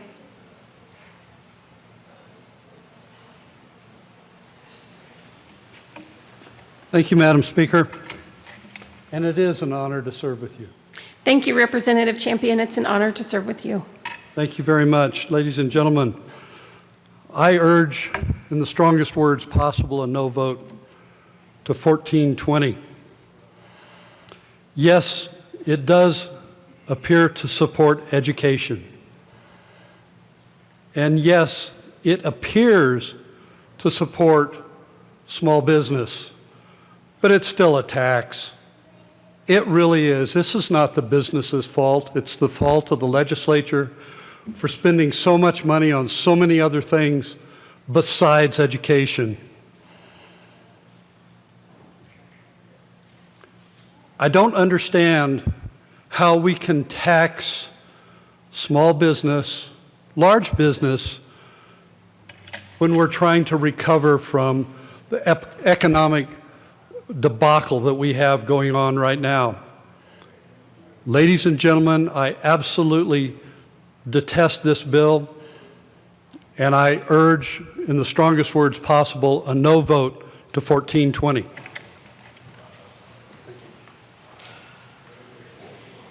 Representative Crafthart. Thank you. So last week I came up here and I urged you to vote no on this because I said this was a false choice between taxing the wealthy and helping our schools. And so I just want to say how proud I am of the sponsors, how proud I am of the Senate, because what I came up here and I said to you all, you were standing right here, visualize you all right here, and I said, I urge you, I plead with you, I encourage you, pull out all of the pieces that hurts our small businesses, and you did. And this is now a choice. It is a choice between supporting our education system, supporting our teachers, but the choice is also that we can support our small businesses and we can support those people who are unemployed to be able to become employed again. I just want to say from the bottom of my heart, thank you very much. It was a hard decision for you all to make. I know it was not the direction you wanted to go in, but I'm proud of you. I'm pleased and I am encouraged, and I very much will be happy to do a yes vote, and I encourage you to do the same. Thank you. Minority Leader Neville. Go sit down, Patrick.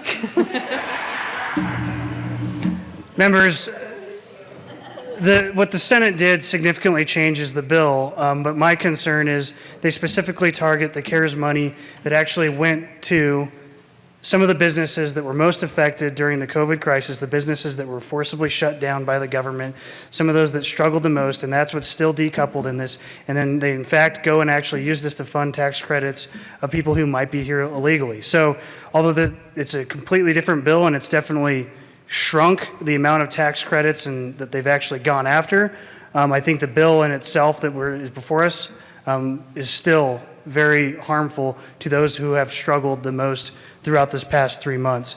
And so I would say vote your conscience on concurrence, but I would still urge a very, very strong no vote on the bill itself.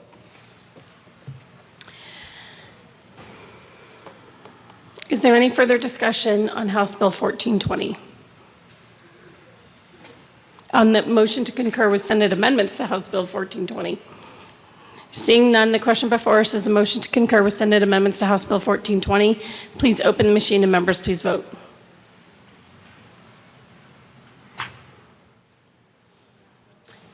On the screen, Representative Buckner, how do you vote? Yes. Buckner votes yes. Michelson-Janae? Yes. Michelson-Janae votes yes. Melton? Yes. Melton votes yes. Liston? No. Liston votes no. Buenteo? Yes. Buenteo votes yes. Froelich? Froelich votes yes. Titone? Titone votes yes. McLaughlin? McLaughlin votes yes. Sullivan? Sullivan votes yes. Please close the machine. With 41 aye votes, 22 no votes, and 2 excused, Senate amendments to House Bill 1420 are adopted. Majority Leader Garnett. Thank you, Madam Speaker. I move for the repassage of House Bill 1420 as amended. Representative Ransom. Thank you, Madam Speaker. And just one more point to make. When I was sent down here by the voters in my district, my charge was to help the state govern, was to represent my district, was to represent the people of Colorado, and as a state representative, that means represent everyone in the state, whether or not they happen to live in my district. I've tried very hard to take that charge seriously.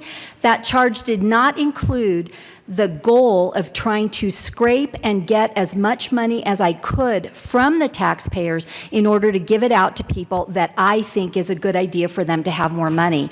I think that my goal was to vote well on the bills that are given us and vote well on the money issues and how it's spent, and it needs to be spent wisely and prudently and responsibly, but that does not include the charge to go out and start digging, trying to get more and more and more from each individual taxpayer, whether or not their income is going up, whether we should be then again, scraping deeper and deeper, trying to get as much as we can from each individual taxpayer. So once again, I urge a no vote on 1420 and hope that you'll join me. Madam Speaker. Thank you, Mr. Speaker Pro Tem. So when we all come down here to the Capitol, we resolve ourselves to do the best for Coloradans. And more, increasingly we find that there are no easy answers. There are no easy answers to do what's best for Colorado. You all are going to have the incredibly difficult task next year of finding $1 billion new in funding for K-12 education, just to probably keep things right at the level where they're at. It's because of our tax system that we have in Colorado that it is very likely that the residential assessment rate will go down significantly, leading to about $500 million in new requirements for state spending because that money won't be coming in from local governments. We don't know if we're going to have federal money coming in to help with our schools. We know our population and inflation are increasing in Colorado, and all of that puts continued strain on our K-12 system. We know that we cut over $600 million from K-12 this year in an attempt to cut $3.3 billion from our entire budget. There are no easy answers. There will be trade-offs, and you have to make priorities. Nothing is easy. We forego the opportunity to make changes to the senior homestead exemption. We've forwent the opportunity to sweep Amendment 35. How are we going to continue to support our K-12 institutions if we're not, and we can't, like other states, raise taxes to support those? We have very limited tools here in Colorado to continue to support K-12, and it's going to involve trade-offs. It's going to make really hard decisions. So I support my colleagues' efforts to say, how can we take the existing tax code? By the way, CARES Act, yes, it cut your federal taxes, but we're one of the only states in the country that when they do that, it forces a cut in state taxes as well. We didn't ask for that. We didn't pass that. We didn't consent to that.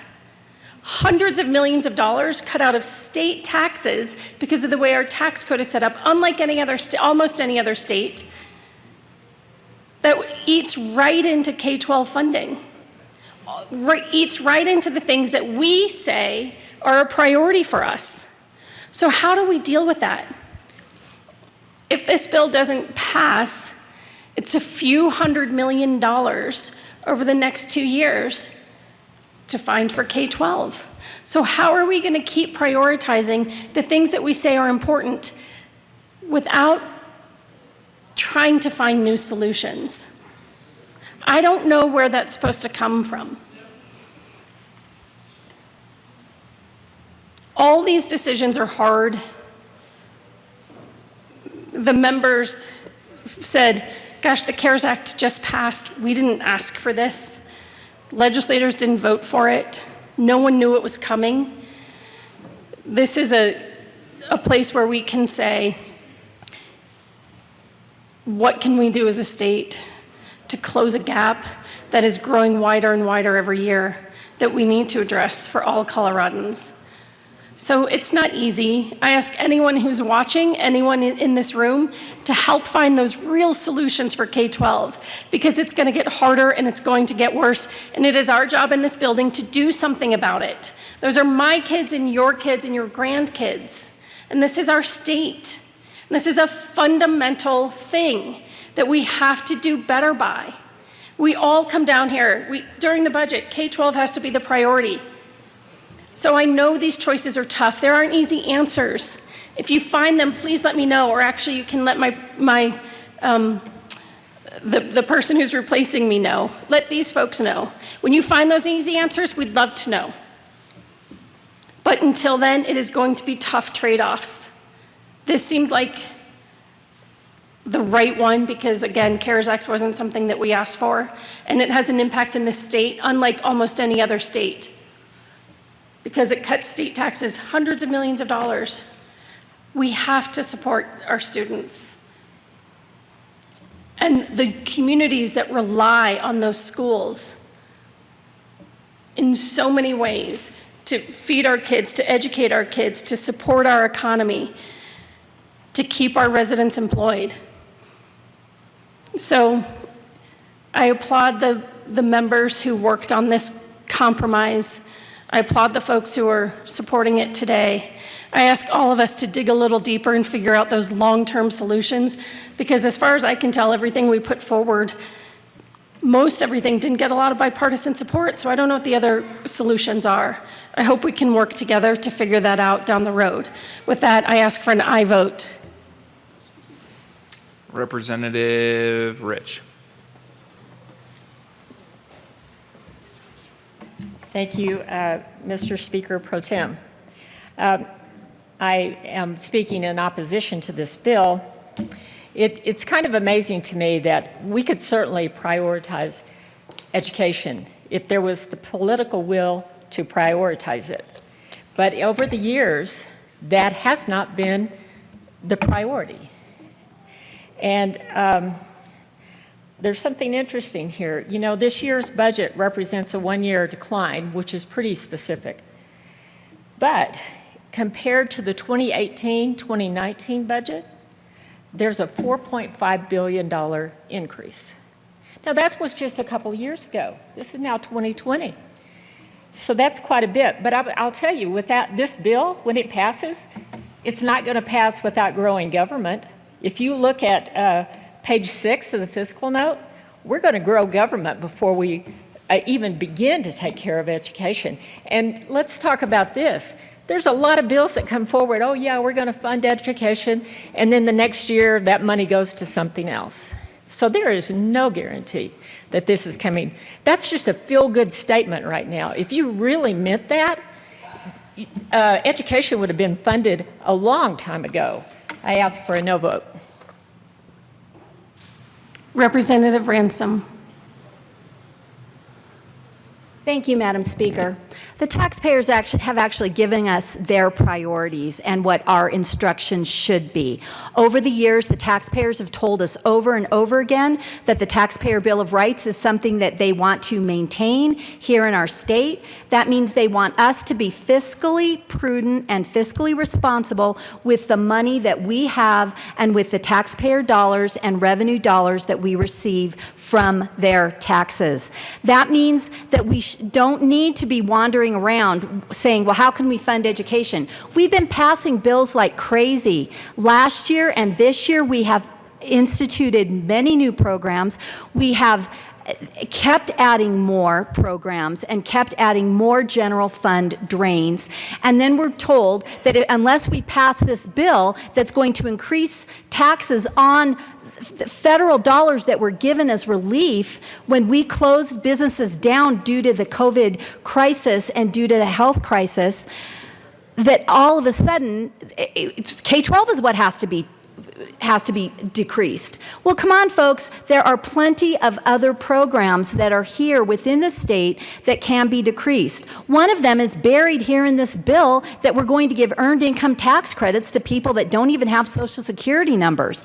So when we hear that it's so important for us to support K-12, guess what? I'm right there with you. I am next, shoulder to shoulder with you. K-12 is something we must support. It's in the Constitution. We need to have good schools. I absolutely agree with the point that Madam Speaker made, that the schools actually support communities as well, because people within communities, within school districts, get jobs at those schools, and it's having good, solid, strong education system is very important for us, and it is in our Constitution here in Colorado.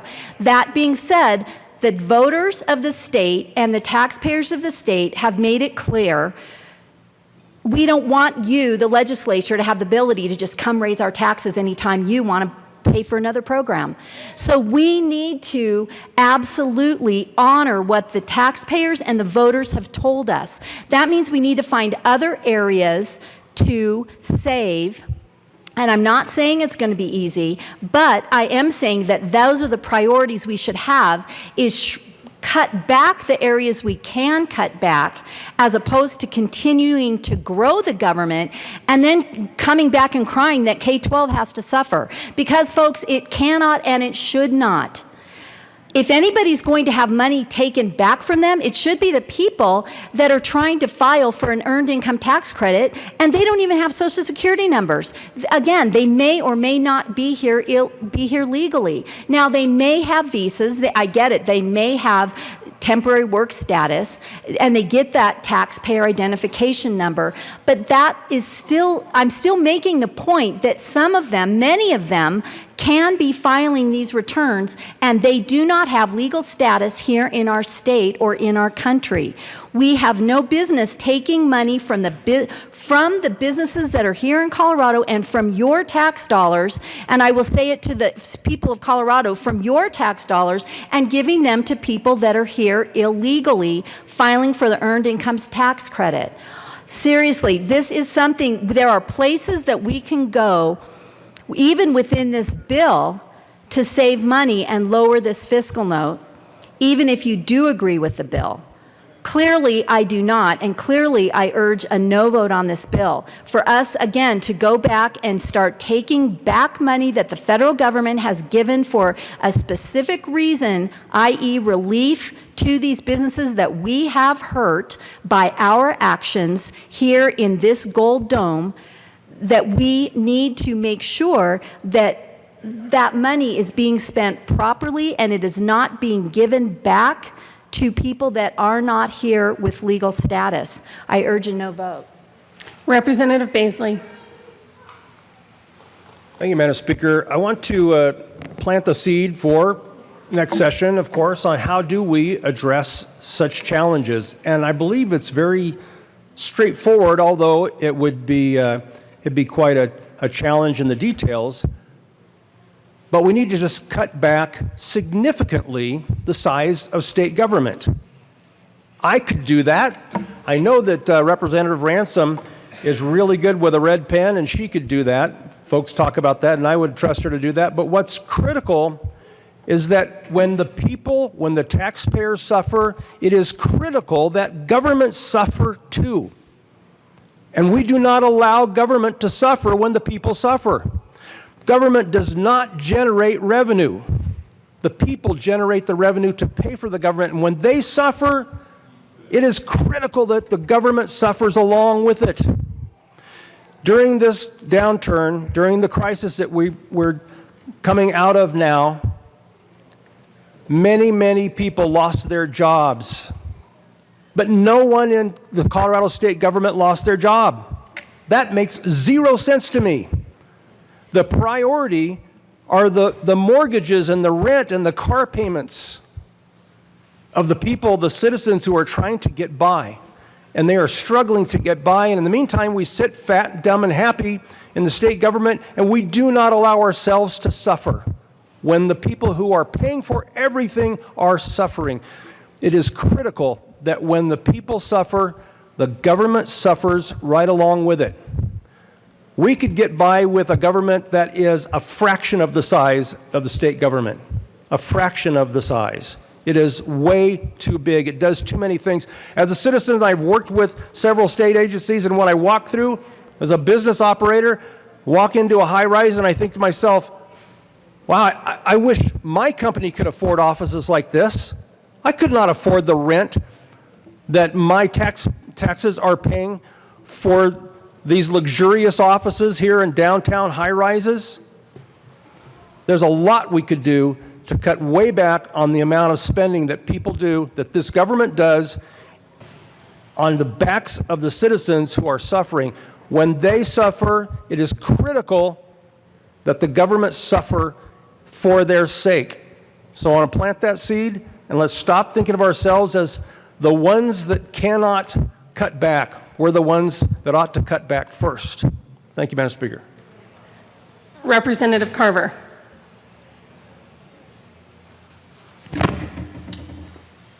Thank you, Madam Speaker. Members, I have just received, so many emails from business people in my community, and specifically talking about 1420. The only ones who actually identify their political persuasion are those that say, first, Rep. Carver, I want to tell you I'm a Democrat, and then they go on from there. Let me tell you their view. My background is not business, okay? I do not have that life experience. But the people in the business community in El Paso County, especially those who have, and this is across the state, right? The ordeal they have gone through in the last 2.5 months, both the business community and the employees, just starting to reopen, truly on the edge of whether or not they can save a business that they have invested everything in, whether they can keep their employees on. And I know we've covered this before. Without exception, for the size of the company or the political persuasion of the business owner, they said, Rep. Carver, we got these tax exemptions from the Federal CARES Act to help us recover.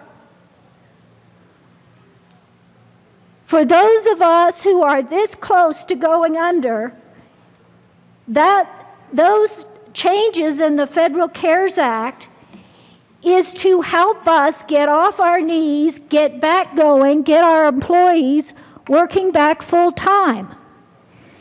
And isn't that not just what's best for our business community, but isn't that what's best to help our property tax and our sales tax and our state income tax also recover?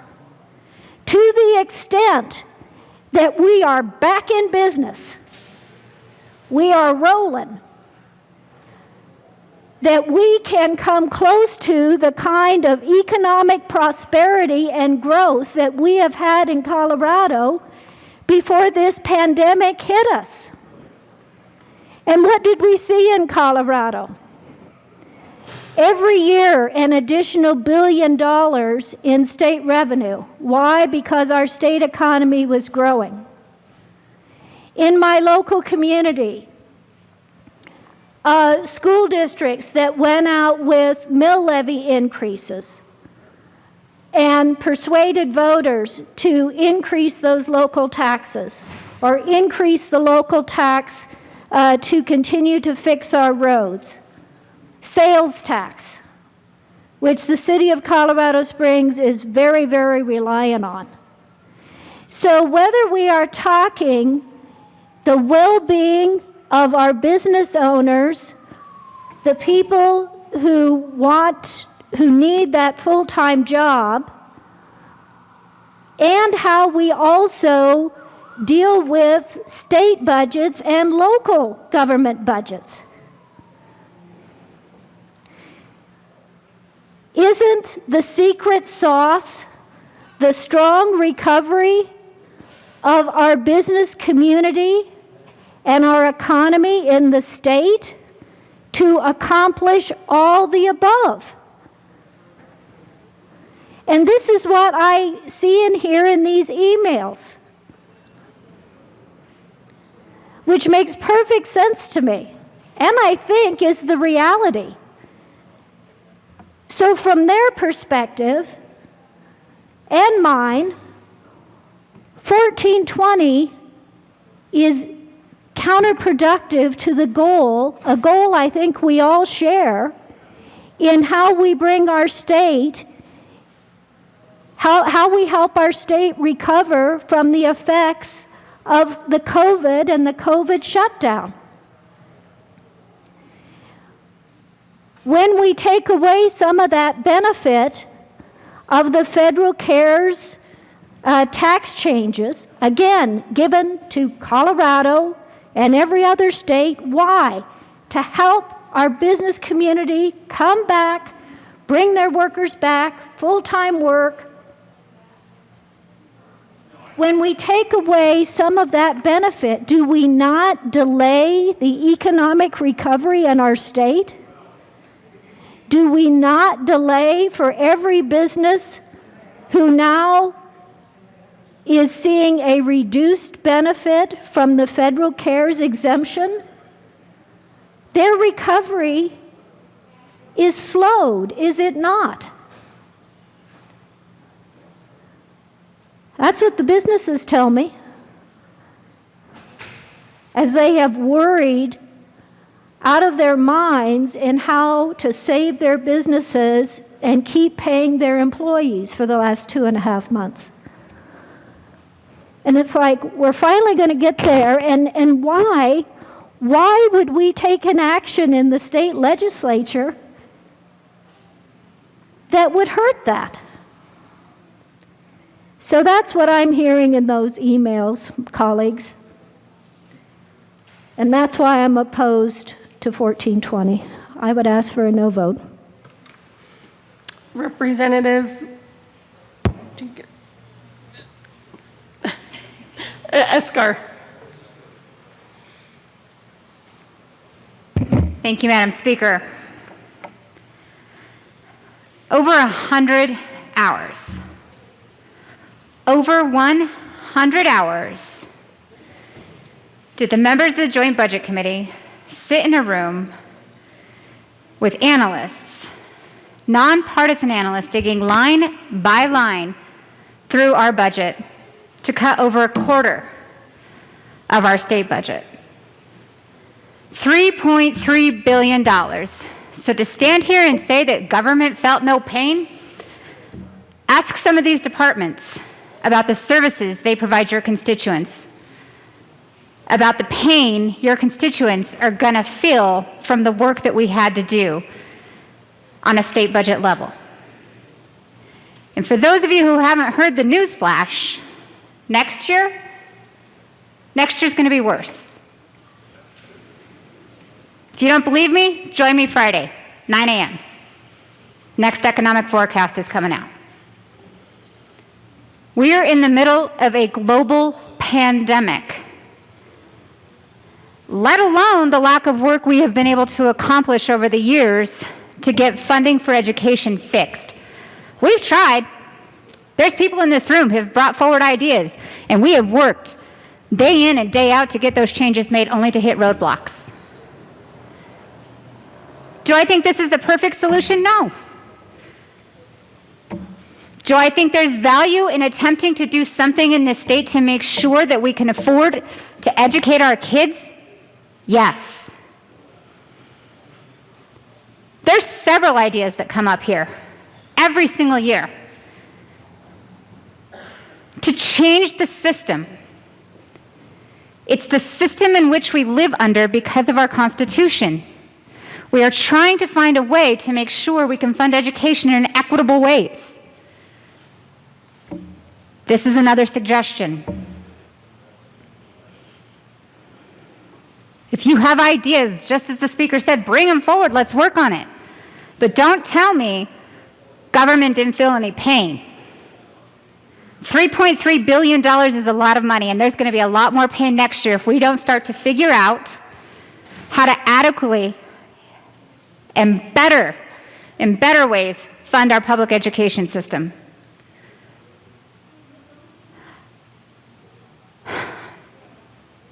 Don't support this bill if you don't want to. I get that. But come forward with some other solutions. It's easy to sit back and say no. It's harder to stand up and govern. Representative Larson.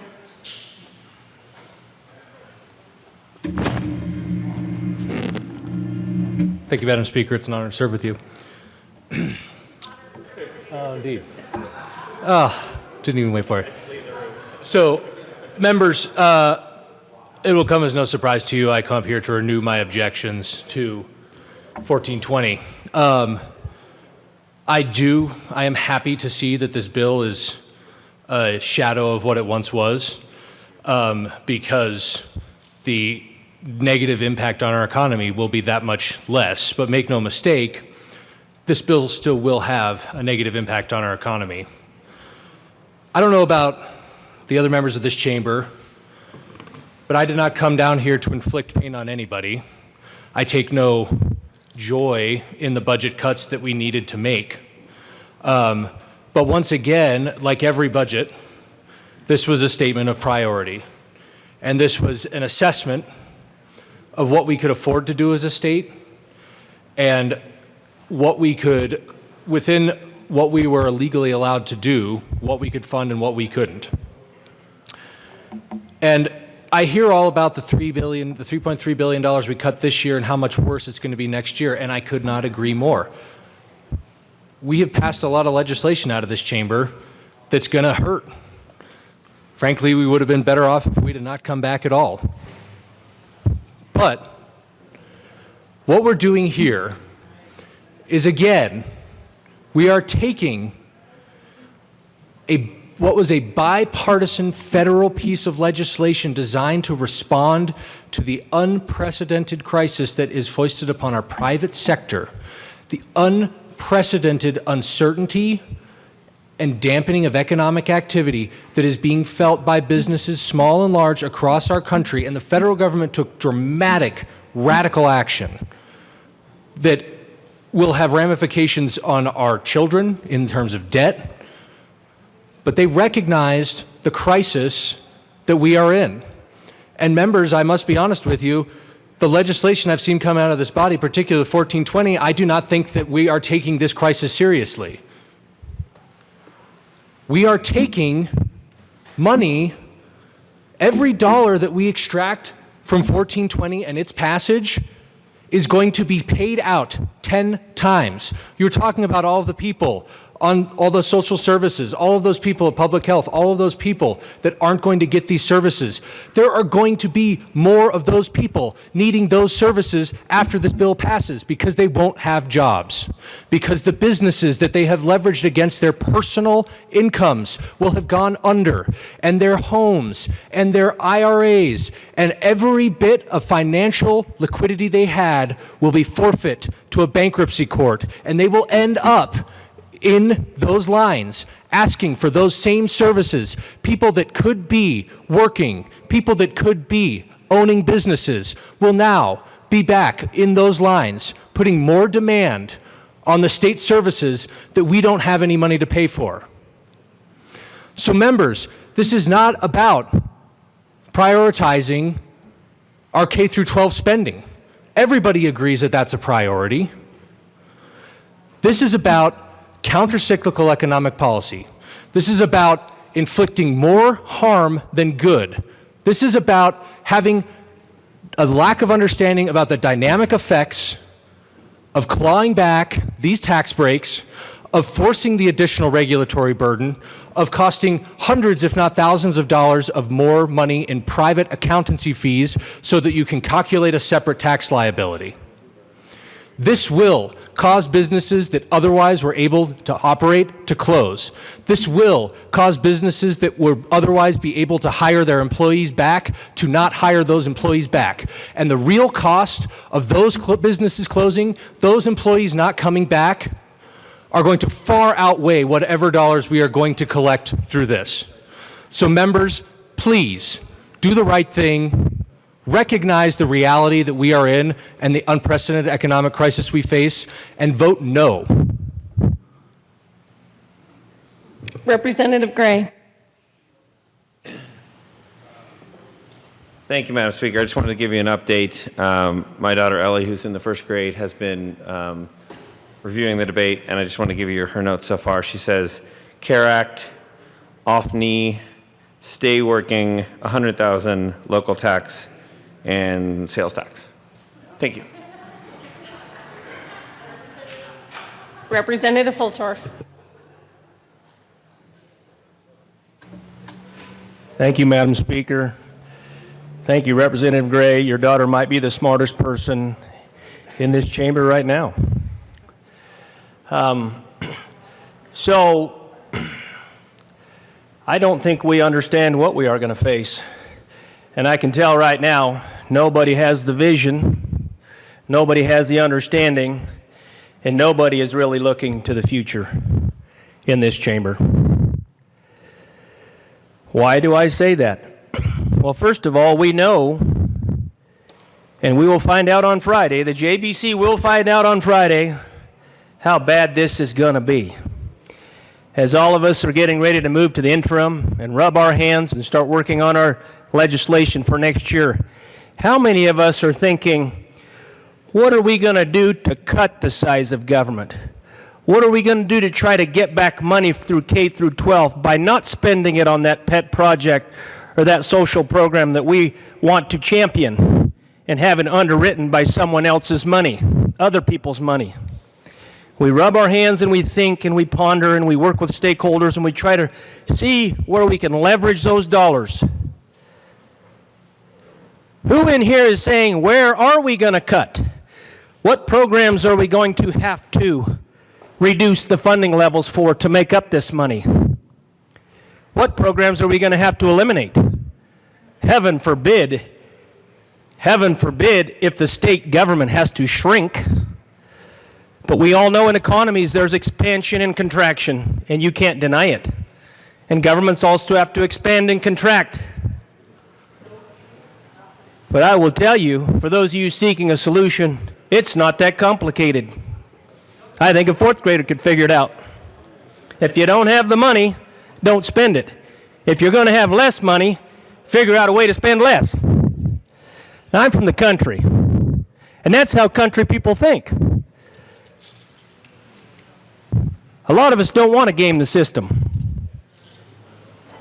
We want a cash flow positive. I believe Tabor makes us cash flow positive. You can't borrow money in this state, thank God. Or we'd have the same problem the federal government has. Trillions and trillions of dollars worth of debt. Because we wouldn't stop feeding the hog. And the hog would continue to eat and get bigger and bigger and heavier and weigh more and move slower and slower. And I come before you, all of you, begging that you start thinking about today, in the interim, and tomorrow, what are we going to do to shrink the size of state government, to give those that support state government's revenues relief? Those businesses out there, the businesses, the individuals. This doesn't do that. Now, you can all wave the K through 12 flag in the air all you want. But you know what? There's a representative here that's a majority leader says, oftentimes, it may be a red herring. It may be a red herring. And I'm not saying this to insult anybody. I'm a realist. And we're coming into real hard times. So start sharpening your pencil. Start figuring out where the cuts are coming. Start figuring out what programs we are not going to be able to fund next year. Who's going to get the reductions and how much? I offered up here about a week ago that we take a 10% cut in all of our state wages above a certain level. I don't know what the line should be at, 55, 65, 75,000, I don't know. There's people a lot smarter than me in this room that know what median income is. I think Colorado's about $72,385 or something. Maybe below that median income line. So we can help and do our part. Those executive directors, I know they're worth hundreds of thousands of dollars, but they can do their part. We can show to the state that we're willing to suffer with them.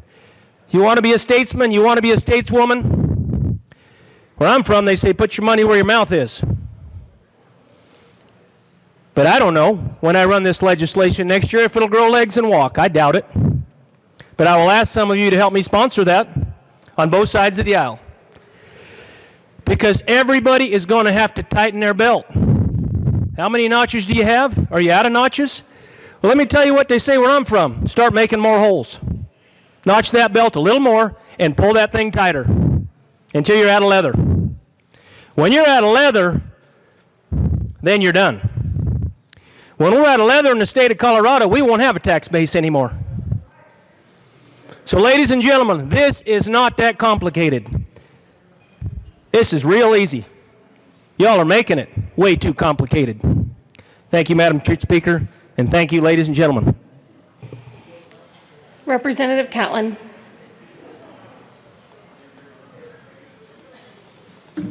Thank you, Madam Speaker. Colleagues, I'm down here today. I wanted to talk to you about some of the experiences that I've had in my past. In the early to mid-'80s, I was an ag banker. And I have foreclosed on farms.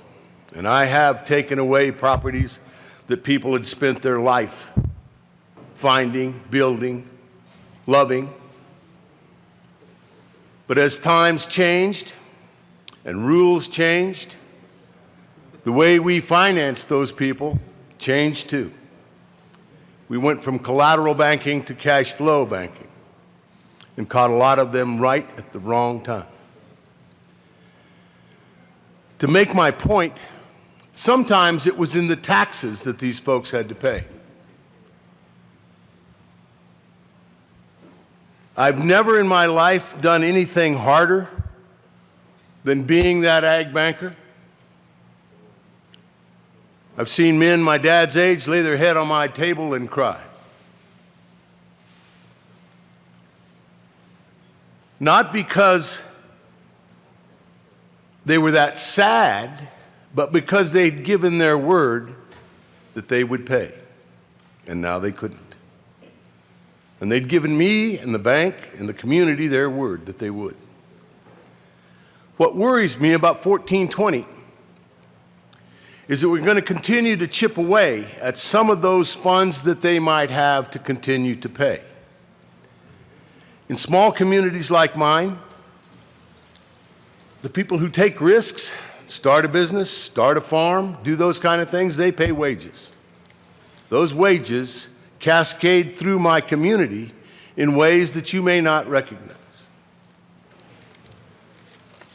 When I was at the bank, I went and told the people at the top of the cash register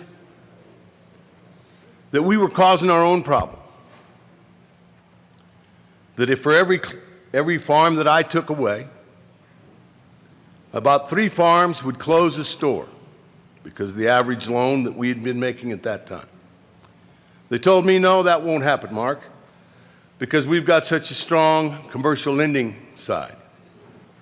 Well, then they talked to me about how much the furniture in that building or in that room cost. It was twice my wages. I decided at that time, I said, well, I better go home. I rode the elevator down, went home, and wrote my resignation letter because nobody paid much attention to what I was saying. And sure enough, my Main Street ended up looking like a jack-o'-lantern's tooth. Where, you know, when they have that big smile, 1 on, 2 off, 1 off, 2 off. That's what's worrying me about 1420.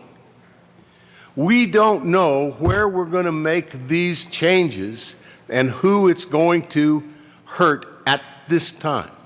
We've never been weaker. After we would never been stronger. Our economy in Colorado was bragged on as #1. We all did that in this room. We talked about being #1, the strongest in the nation. We're not right now. I read articles, 56% of the restaurants may close. More than likely will close. I've been to some of these nice restaurants in Denver just since we've been back. Places that were booming, packed, laughing, all kinds of good times. There's not enough people in there to really talk about. I had to make an appointment and a reservation to make sure there was social space, but it wasn't about being able to get in. It was about making sure there was enough social space on the floor of that restaurant for them to meet the rules and regs. Taxes are probably the last thing they're thinking about, other than what we're doing here today. Members, if you enjoy Colorado and you enjoy the life that we've had, it's geared off of the people that have businesses. We sell our natural resources, the idea of tourism, all of those things, but those people are running the business of Colorado, and our communities are geared off of those businesses. They pay the tax for our schools, all of the things, and I appreciate the fact that K-12 is on everybody's mind. But I'll echo one thing that I've learned from a man in this building. Have a priority, not priorities, because then we get scattered. If we have one priority, our K through 12, I'm sure that these 65 souls that are sitting in this building could find a way to do it. But when we start shifting and create priorities, we then lose focus. Today, I want us to focus that we could come back here and we can do some good, and I know that we can. I'm not going to talk about what we can cut, what we can't cut. Let's just lay it out on the table and say, here we are. What are we going to do now? But I want you to know that when I watched those folks lose their businesses and their farms, that was one of the toughest things I've ever done in my life. And I will tell you that after I left that industry, I did end up in a doctor's office talking about the depression that I was suffering and how bad it had hurt and about the family that I had lost. But that's just a private story, and I'm not trying to make a point with it. What I'm trying to tell you is how tough that really was. It was tough on the community, it was tough on me, and it was tough on wives that came back to see me when their husband had just suffered a heart attack after having been in my office. I want us to think about what our actions have consequences and what they might be to individuals we don't even know, that may just be hanging on to that life dream with everything they've got. And one more bump in the road may be all it takes for that grip to let go. Dreams are lost. Opportunities are lost. Goals are burned up.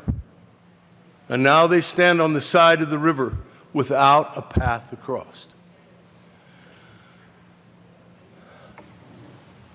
This is a big deal to me. My schools are important, believe me. But my communities are important too. We really need every one of those businesses in that community and in Cortez and in Telluride and in Dove Creek to make it through this. We make it through this, then we can really start to talk about how are we going to do this. But right now, we can't afford to cut and whittle businesses that we currently have, because we're going to end up needing all of them. So I'm going to ask you today, please, vote no on 1420. Representative Geithner. Thank you, Madam Speaker. And I appreciate the words from Representative Catlin. I think they were very poignant to this discussion. So I rise in opposition of 1420, and I would encourage you all to do the same. You know, we heard it said that governing is hard, and I concede that it is, but so is managing the finances at your kitchen table as a small business owner. And that's where this hits home the hardest. It was said that this isn't perfect, that we should, this is just an attempt at a fix. Well, this side of the aisle tried ourselves to offer a fix. And so I want to share with you something that was prepared by one of our staffers. After eliminating all double counting, the total amount of general fund reductions identified in Republican-sponsored second reading amendments is $847,636,800. It does not include proposed reductions that cannot be taken twice, as in cross-the-board personal service reductions or the multiple attempts to reduce the same item like the film, television, and media budget in the governor's office. Some reductions were proposed as transfers to other places, such as the School Safety Resource Center and DPS, but they are still legitimately counted as potential reductions. So we had a possible fix. But our voice wasn't heard. The people's voice of Colorado wasn't heard because these amendments weren't adopted, members. And so here we stand, looking at 1420, which isn't a perfect fix, but it's an attempt at something. Governing is hard, members. But we don't need to make it hard on the people of Colorado that are the backbone of this economy. And so I ask you for a no vote on 1420, because there was a fix offered. Representative Sane. Lori, Representative. You didn't Madam do it. Speaker, whatever you want to call me. It's the last day. Okay, there you go, there you go. I was just feeling distraught for a minute that you didn't do that. Representative Sane. Thank you, Madam Speaker. I heard a number thrown out that was obviously smaller than what we're dealing with here in this bill, and the number was 100. 100 hours. And while I can appreciate the JBC spending that amount of time, 100 hours is what a small business owner spends in a week when they're trying to start up a small business. 100 hours a week. Sometimes more. Now, I've helped start up a lot of small business, and I can tell you, it's like having a newborn. You don't sleep much. And some of these business owners, they put everything into it. They even have to sleep in the shop to get it up and going. It is like trying to break gravity, launching a rocket into space. It is so difficult. 100 hours. So when I look at this bill, and you hear your colleagues describe some of the cuts that we've tried to make, and many of them, to be honest with you, are nice to haves. And I know nobody in this room does that with their own budget at home. If there's something you need to have, you pay that first, and you cut the nice to haves. But this bill doesn't represent that. Government does not produce anything, our businesses do. And the first thing we need to do is to stop the bleeding. This bill doesn't do that. Governing would have been finding those further cuts to make sure that our business owners could stay on their feet and keep running. Because I'm here to tell you right now, there are businesses that are going to close their doors forever very soon, laying off workers, and they never even broke orbit.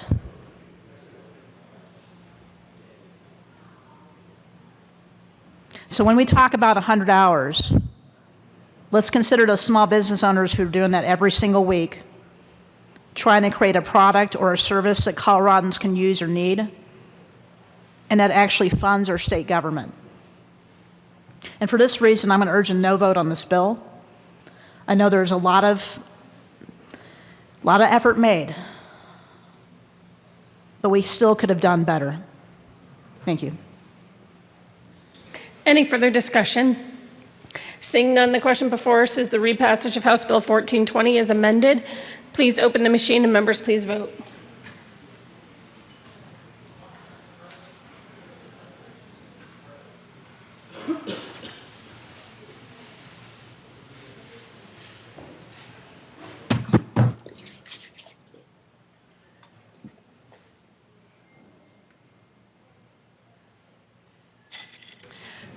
Let's see. In the gallery, Representative Froelich, how do you vote? Yes. Froelich votes yes. Sullivan? Yes. Sullivan votes yes. Gray? Representative Gray? Okay, Representative Titone, how do you vote? Yes. Titone votes yes. Michelson Janae? Yes. Michelson Janae votes yes. Melton? Yes. Melton votes yes. Buenteo? Yes. Buenteo votes yes. Buckner? Yes. Buckner votes yes. Liston? No. Liston votes no. We need Coleman, Hooton, Humphrey, McLaughlin. Oh, did I forget McLaughlin? I'm sorry. What is my problem? I apologize. Representative McLaughlin? Yes. Representative McLaughlin votes yes, and then we're still missing Representative Gray. This is his bill.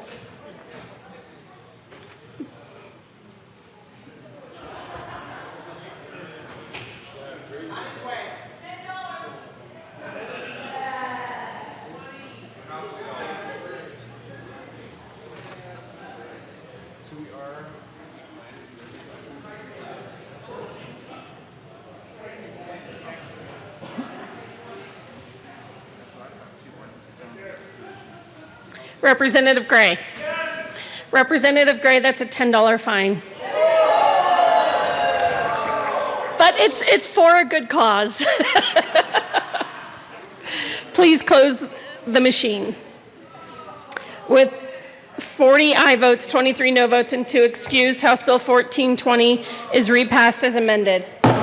Co-sponsors.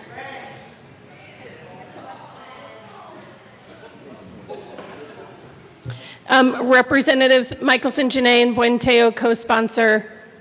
Any others? What Buckner co-sponsors? All right, please close the machine. Majority Leader Garnett, could we, the House will stand in a brief recess.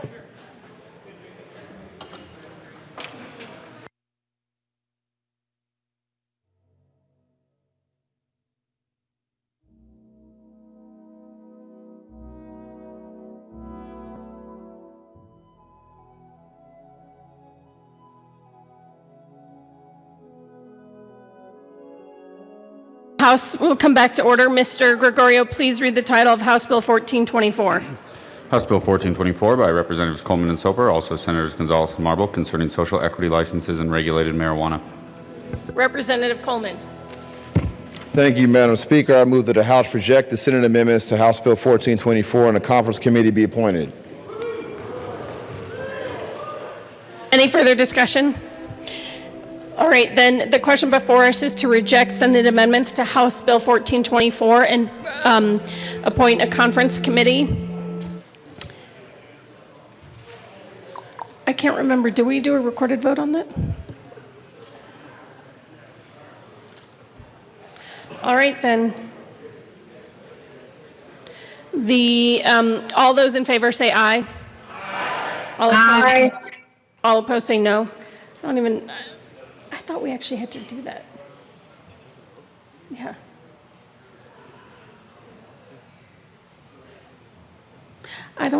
The House will stand in a brief recess.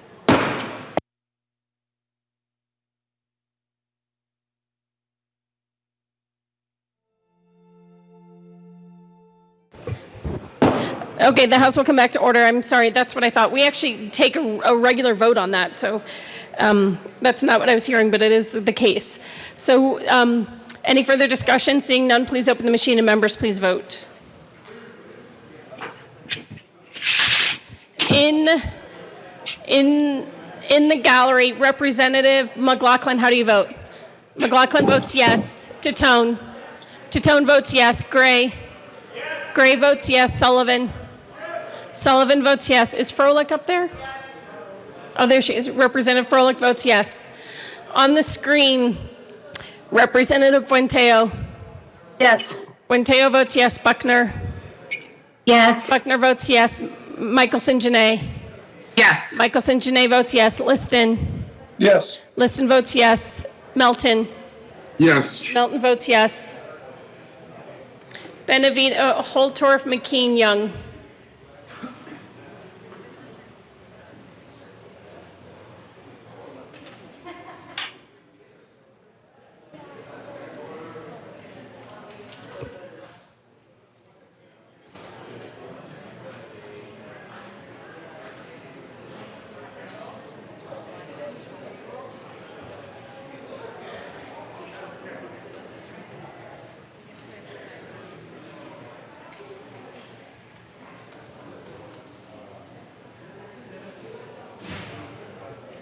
Representatives McKean and Holtorf.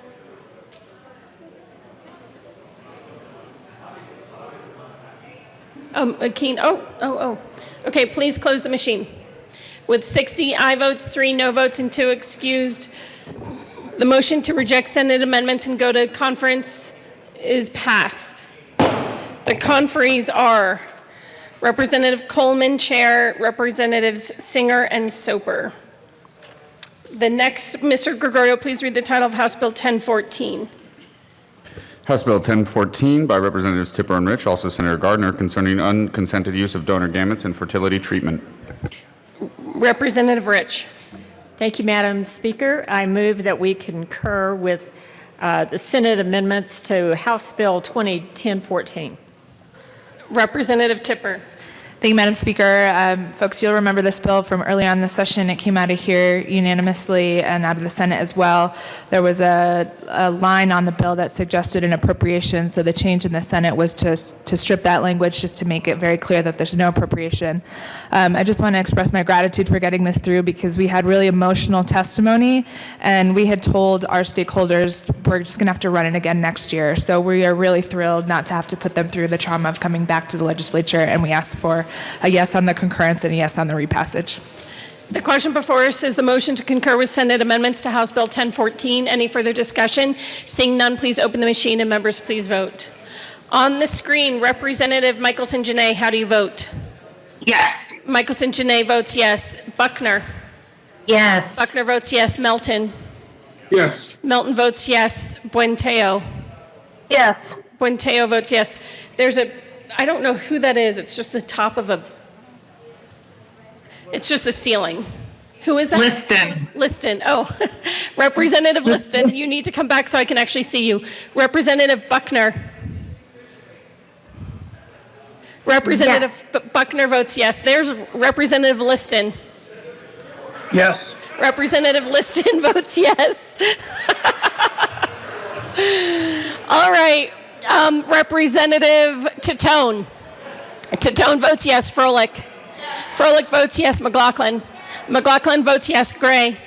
Gray votes yes. Sullivan. Sullivan votes yes. Bockenfeld, Catlin, Geithner. Please close the machine. With 63 aye votes, no votes, and 2 excused, the motion to concur with Senate amendments to House Bill 1014 is passed. Majority Leader Garnett. Thank you, Madam Speaker. I move for the repassage of House Bill 1014 as amended. The question before us is the repassage of House Bill 1014 as amended. Any discussion? Seeing none, please open the machine. Members, please vote.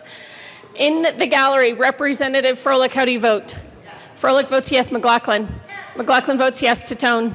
Titone votes yes. Sullivan. Sullivan votes yes. Gray. Gray votes yes. Liston. Yes. Liston votes yes. Melton. Yes. Melton votes yes. Buenteo. Yes. Buenteo votes yes. Buckner. Yes. Buckner votes yes. Michelson-Janae. Yes. Michelson-Janae votes yes. Sane. Please close the machine. With 63 aye votes, no votes, and 2 excused, House Bill 1014 is repassed as amended. Co-sponsors.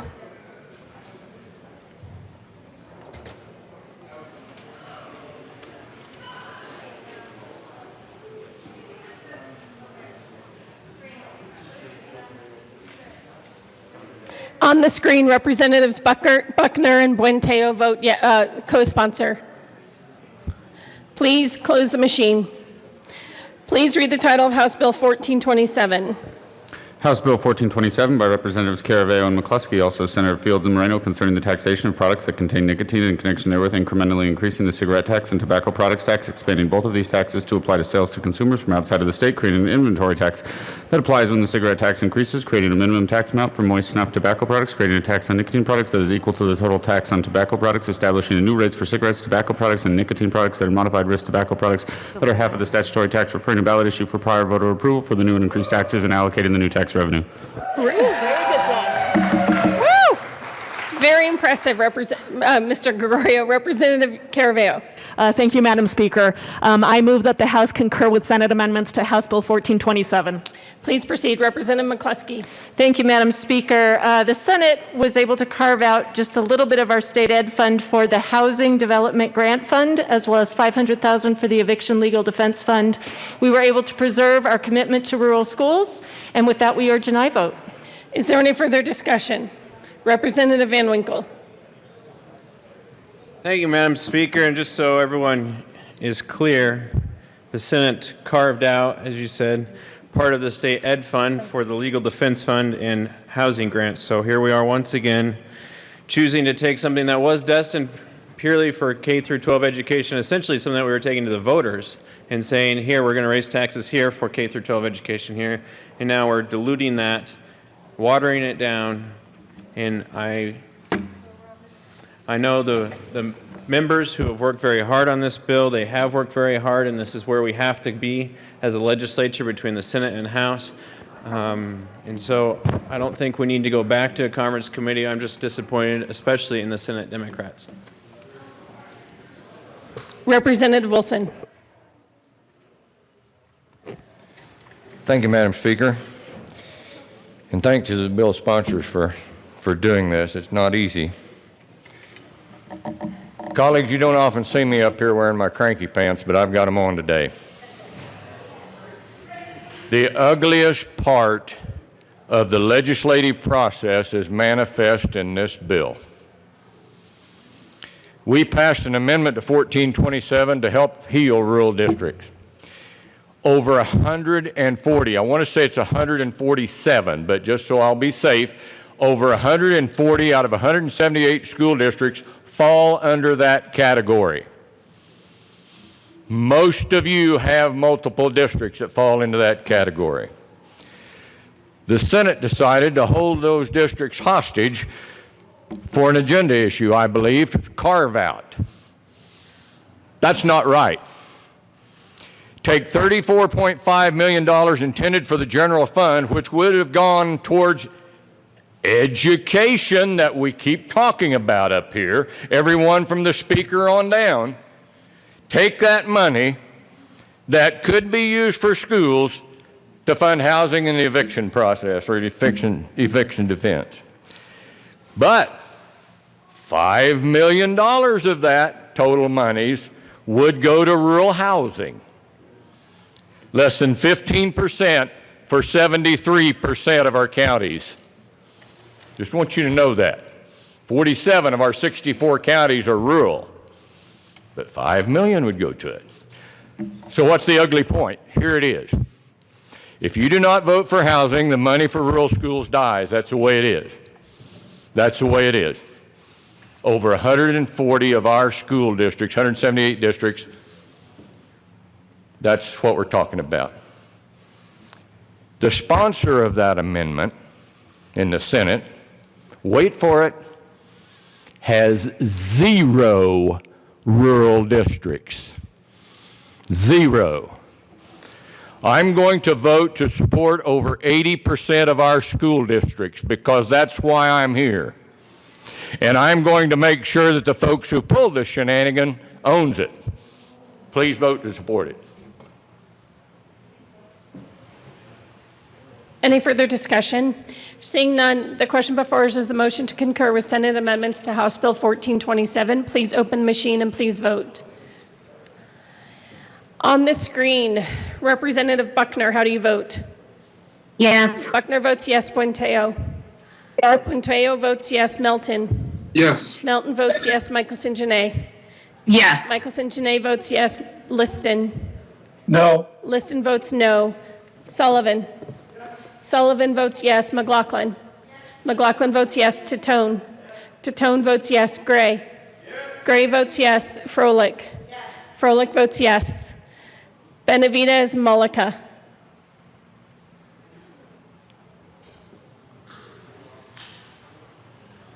Please close the machine. With 38 aye votes, 25 no votes, and 2 excused, House Bill 1427, Senate amendments to House Bill 1427 are adopted.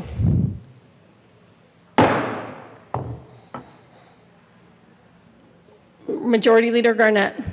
Thank you, Madam Speaker. I move for the repassage of House Bill 1427 as amended. The question before us is the repassage of House Bill 1427 as amended. Any further discussion? Seeing none, please open the machine and members, please vote.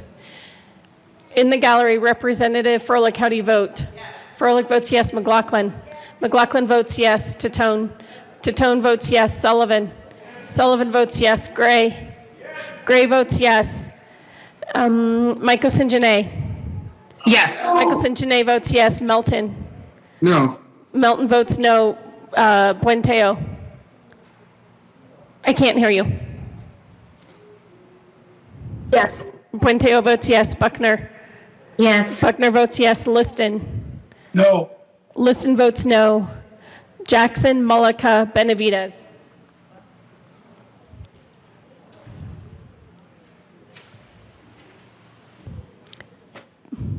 Please close the machine. With 41 aye votes, 22 no votes, and 2 excused, House Bill 1427 is repassed as amended. Co-sponsors.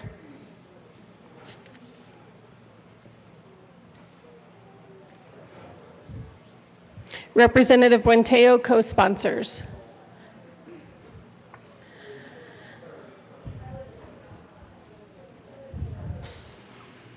Please close the machine. Please read the title of House Bill 1426. House Bill 1426 by Representatives Escar and McCluskey, also Senators Moreno and Rankin, concerning legislative engagement in the management of state operations. Representative Escar. Thank you, Madam Speaker. I move that the House concur with Senate amendments to 1426. Please proceed.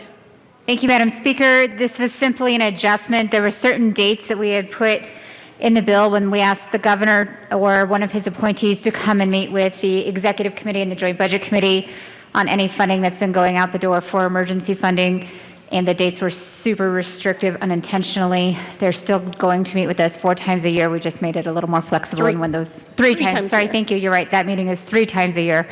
We just made it a little more flexible on when that meeting can actually occur, and this was actually brought forward by the staff on the Joint Budget Committee that the dates that were in there may not actually work out. Ask for yes vote. Representative Ransom. Thank you, Madam Speaker. And members, I urge an aye vote on this amendment as well. It's a good amendment and a good bill. Any further discussion? Seeing none, the question before us is the motion to concur with Senate amendments to House Bill 1426. Please open the machine and members, please vote. Representative Froelich, how do you vote? Froelich votes yes. McLaughlin. McLaughlin votes yes. Gray. Gray votes yes. Sullivan. Sullivan votes yes. Titone. Titone votes yes. Melton. Yes. Melton votes yes. Buckner. Yes. Buckner votes yes. Buenteo. Yes. Buenteo votes yes. Michelson Janae. Yes. Michelson Janae votes yes. Exum Liston. Oh, I guess did Larry? He's. Where'd he go? Representative Liston is excused. Please close the machine. With 62 aye votes, no votes, and 3 excused, Senate amendments to House Bill 1426 are adopted. Majority Leader Garnett. Thank you, Madam Speaker. I move for the repassage of House Bill 1426 as amended. The question before us is the repassage of House Bill 1426 as amended. Any discussion? Seeing none, please open the machine and please vote. On the screen, Representative Buenteo, how do you vote? Yes. Buenteo votes yes. Buckner. Yes. Buckner votes yes. Melton. Yes. Melton votes yes. Michelson Janae. Yes. Michelson Janae votes yes. Gray. Gray votes yes. Titone. Titone votes yes. Froelich. Froelich votes yes. McLaughlin. McLaughlin votes yes. Sullivan. Sullivan votes yes. Baisley and Wilson.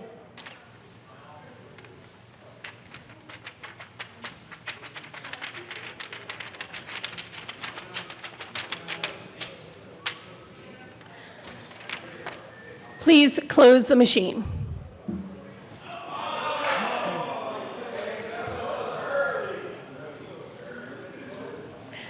With 60 aye votes and 2 no votes, which is kind of wild, and 3 excused, House Bill 1426 is repassed as amended. Co-sponsors.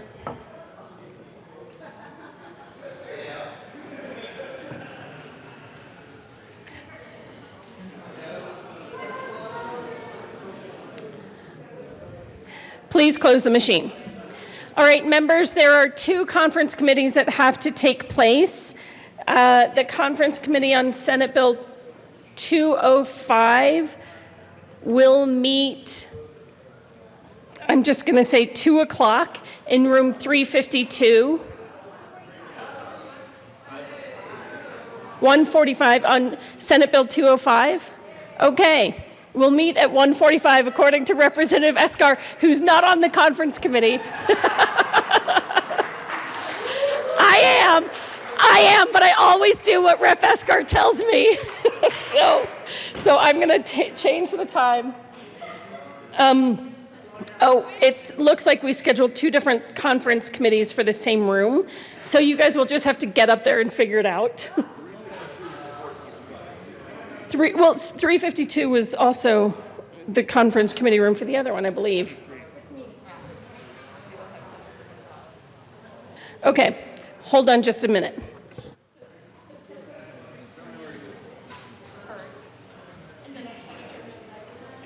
So Senate Bill 23 is going to meet in room 352, and then upon adjournment of that conference committee, House Bill 1424, that conference committee will meet in room 352 as well.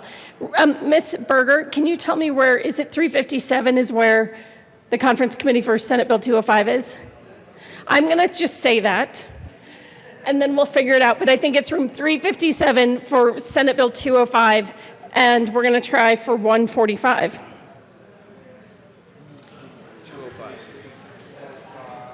The House will stand in a brief recess. Okay, we do not have, I don't know the conferees for 23, so you've actually got to come to me and fill out a form, and I have to sign it, and Minority Leader Neville has to sign it. Do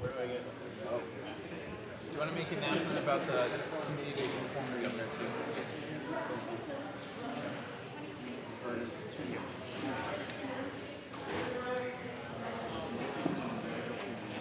to? Jared, come, okay. The House will come back to order.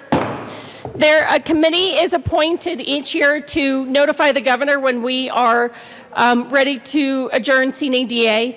The members of that committee are Representative Tracy Kraft-Tharp, Representative Jonathan Singer, and Representative Lori Sane. So they will, when we are done with this, proceed to notify the governor that we adjourn sine die.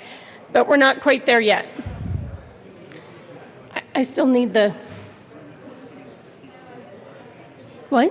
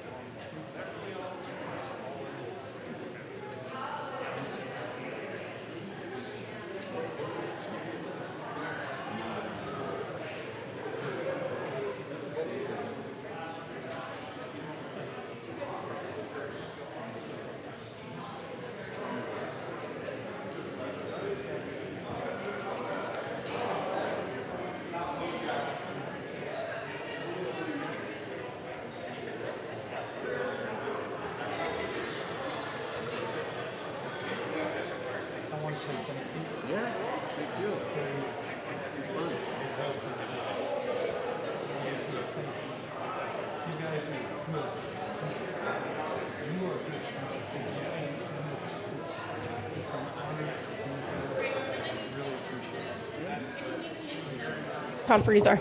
The conferees on Senate Bill 23 will be Representatives Van Winkle, Sirota, and Roberts.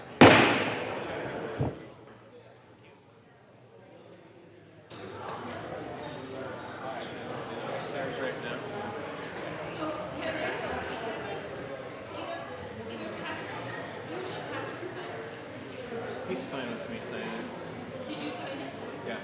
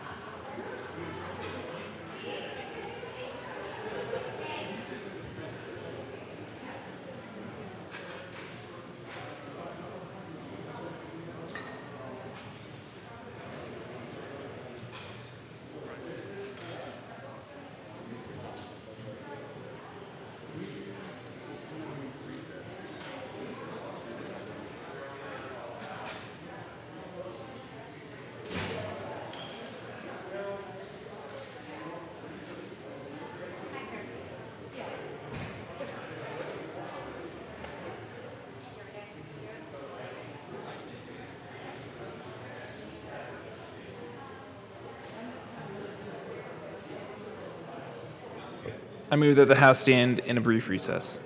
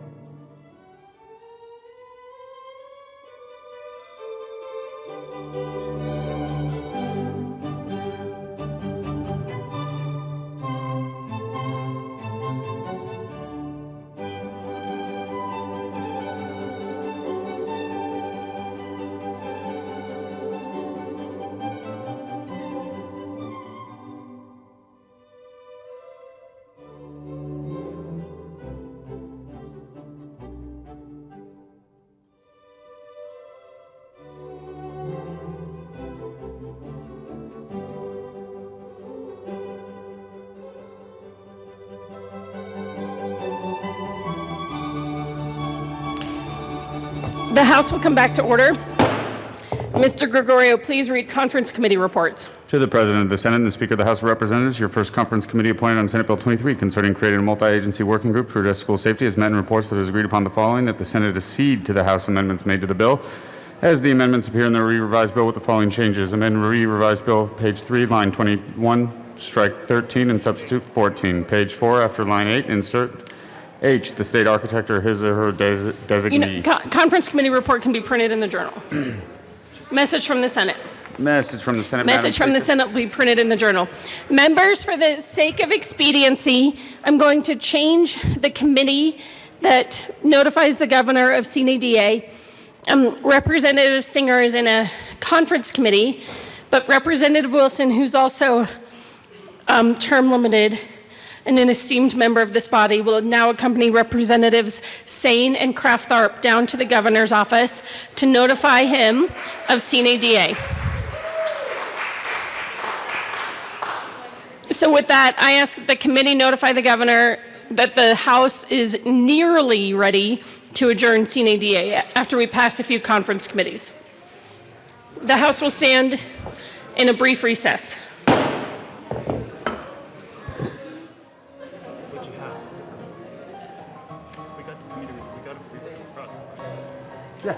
Yeah. Just one signing left. And they're on the desk. Thank you for putting them on the desk. Yes, of course. Tell me when I need to run over. Yeah.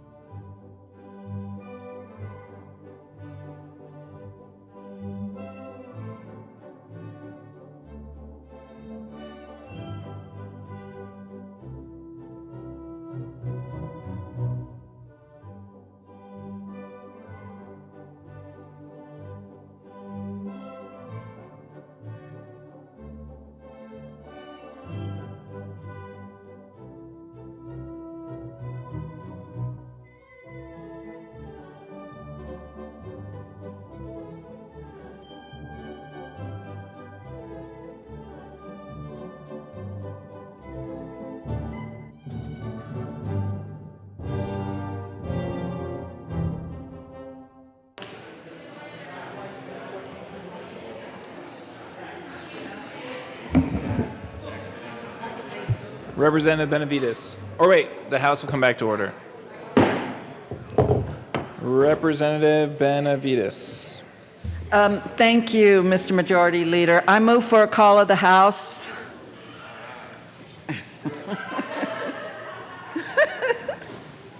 A call of the House has been requested. I see more than 10 members raising their hands. The motion is properly sustained. Will the sergeants please close and lock the doors? Mr. Gregorio, turn on the chimes. Members, push your buttons to indicate your presence. Anyone can call out the names of those who are absent. And sergeants, don't worry about it too much, but if you want to, you can locate the members who are missing. Representative McKean. Mr. Majority Leader, did you ever think that doesn't make sense? That when we have a call of the House, we tell the sergeants to lock the doors? When we want everybody to come back here? It's to keep you in here.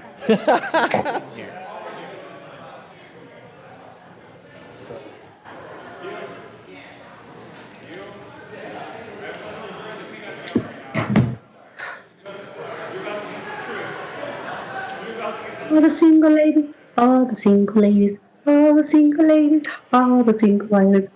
Oh, oh, oh.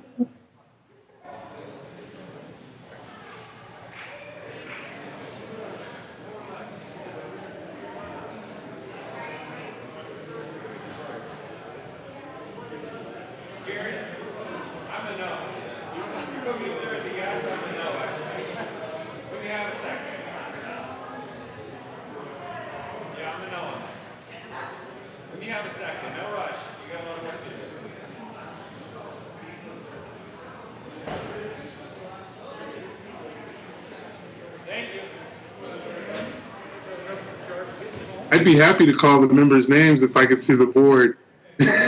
Colorado Channel, switch it to the board. I like that. Man, interactive TV, this is cool. Baisley. Is it? Buck. Champion. Coleman. Exum. Herod. Hooten. Humphrey. Jackson. Dan Winkle. Will, and Madam Speaker.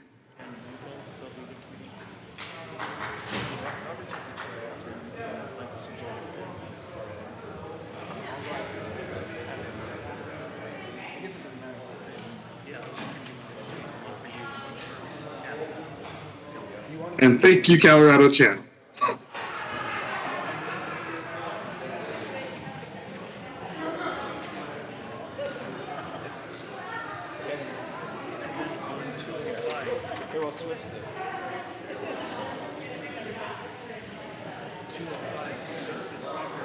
Hooty-hoo!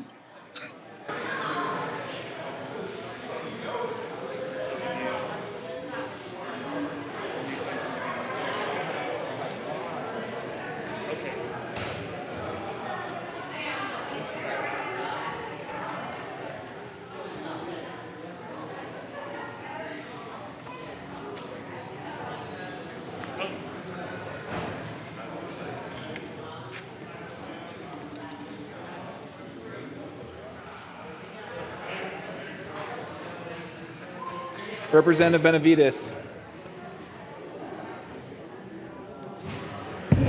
Thank you, Mr. Majority Leader. I ask that the call of the House be raised.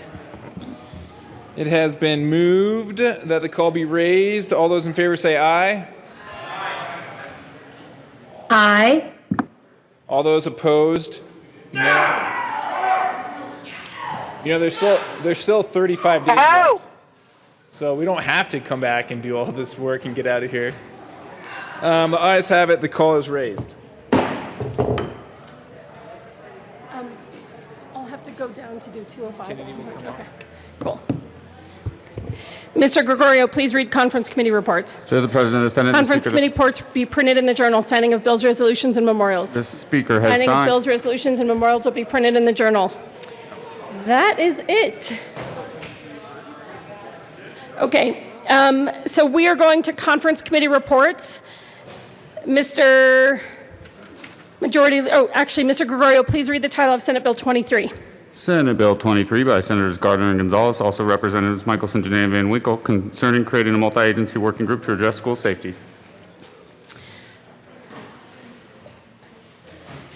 All right, where are the conferees?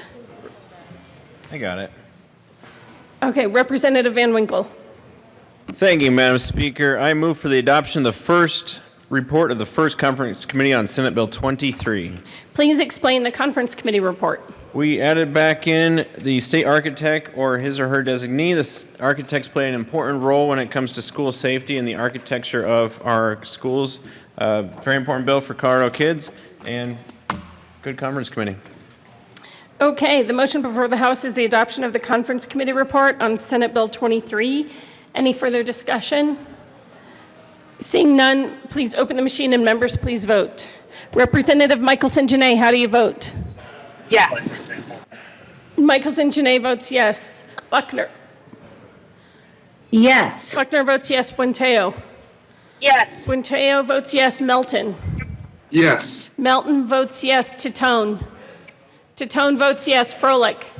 Froelich votes yes. McLaughlin. McLaughlin votes yes.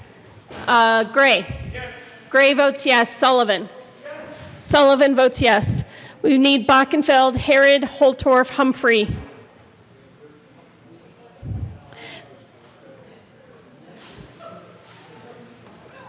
Please close the machine. With 62 aye votes, no votes, and 3 excused, the first conference committee report of Senate Bill 23 is adopted. Representative Van Winkle. Thank you, Madam Speaker. I move for the passage of Senate Bill 23, the repassage of Senate Bill 23 as amended by the conference committee report. Any further discussion? Seeing none, the question before us is repassage of Senate Bill 23 as amended by the conference committee report. Please open the machine and members please vote. Representative Michelson Janae, how do you vote? Yes. Michelson Janae votes yes. Melton. Yes. Melton votes yes. Buckner. Yes. Buckner votes yes. Buenteo. Yes. Buenteo votes yes. McLaughlin. McLaughlin votes yes. Froelich. Froelich votes yes. Titone. Titone votes yes. Sullivan. Sullivan votes yes. Gray. Gray votes yes. Please close the machine. With 62 aye votes, no votes, and 3 excused, Senate Bill 20 is repassed as amended by the conference committee. Co-sponsors.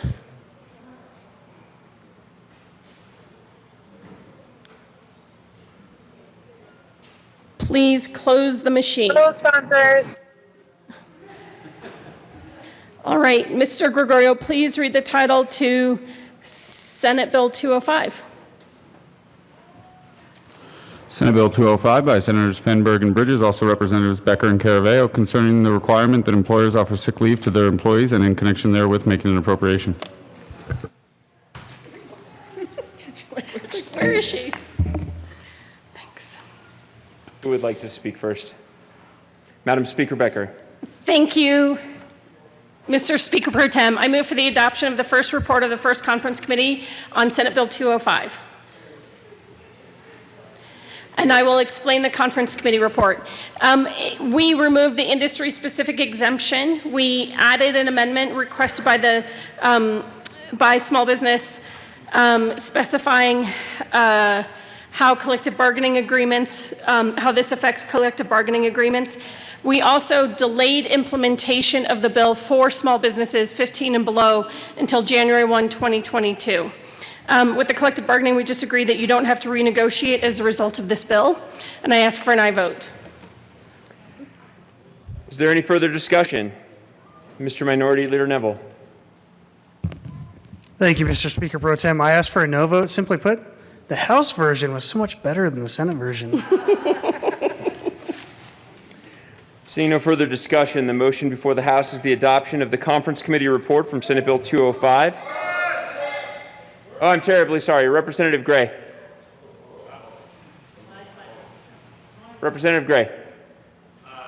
Thank you. I was a no vote on this bill as it was before. I appreciate the work that was done to make sure that we are going to actually cover all workers with this protection and with this. I support this. I support the adoption of the report and the bill as I'm a yes now for all the reasons that I said before. Is there any further discussion? The motion before us is still the adoption of the Conference Committee report on Senate Bill 205. Mr. Gregorio, please open the machine, and members, please proceed to vote.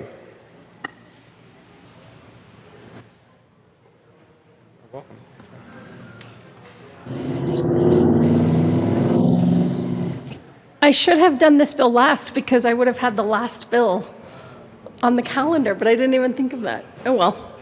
Okay. Let's see. I can do Representative Gray, how do you vote? Yes. Gray votes yes. Sullivan? Yes. Sullivan votes yes. Froelich? Yes. Froelich votes yes. McLaughlin? McLaughlin votes yes. Titone? Titone votes yes. Melton?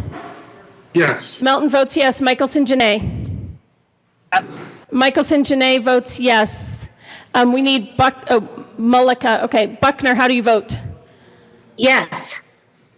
Buckner votes yes. Buenteo? Yes. Buenteo votes yes. Jackson? Please close the machine. With 39 aye votes, 23 no votes, and 3 excused, Senate Bill 205, or the Conference Committee report for Senate Bill 205 is adopted. Majority Leader Garnett. Thank you, Madam Speaker. I move for the repassage of Senate Bill 205 as amended by the Conference Committee report. The question before us is the readoption or repassage of Senate Bill 205 as amended by the Conference Committee report. Any further discussion? Seeing none, please open the machine and members please vote. Representative Gray, how do you vote? Yes. Gray votes yes. Titone? Yes. Titone votes yes. McLaughlin? McLaughlin votes yes. Froelich? Yes. Froelich votes yes. Sullivan? Yes. Sullivan votes yes. Buckner? Yes. Yes. Buckner votes yes. Melton? Yes. Melton votes yes. Michelson Janae? Yes. Michelson Janae votes yes. Buenteo? Yes. Buenteo votes yes. Baisley, Humphrey, McKean, Neville? One last time, Madam Speaker. You're one last time voting against me. I'm so hurt. Please close the machine. With 39 aye votes, 23 no votes, and 3 excused, Senate Bill 205 is repassed as amended by the Conference Committee report. Co-sponsors.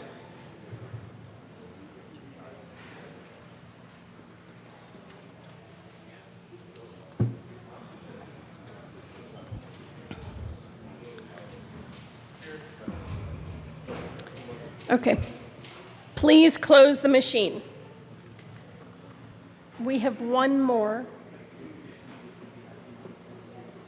Okay, so the Senate has to act on the last conference committee first. So then, oh, here it is. No, that's, I have something to do. okay. Majority Leader Garnett. Thank you, Madam Speaker.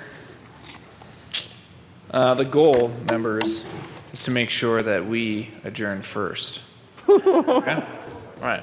So, with that, I move to proceed out of order for consideration of Senate Joint Resolution 24. Seeing no objection, we will proceed out of order for consideration of Senate Joint Resolution 24. Majority Leader Garnett.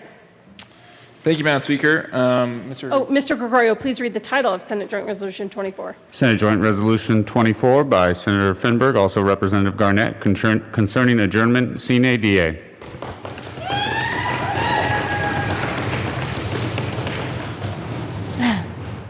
Majority Leader Garnett. Thank you, Madam Speaker. And members, I would suggest that we pass this resolution. Okay? It doesn't mean we're adjourned yet. And then we'll hold our resolution, right? The House Joint Resolution that concerns the appointment of the Joint Committee to notify the governor.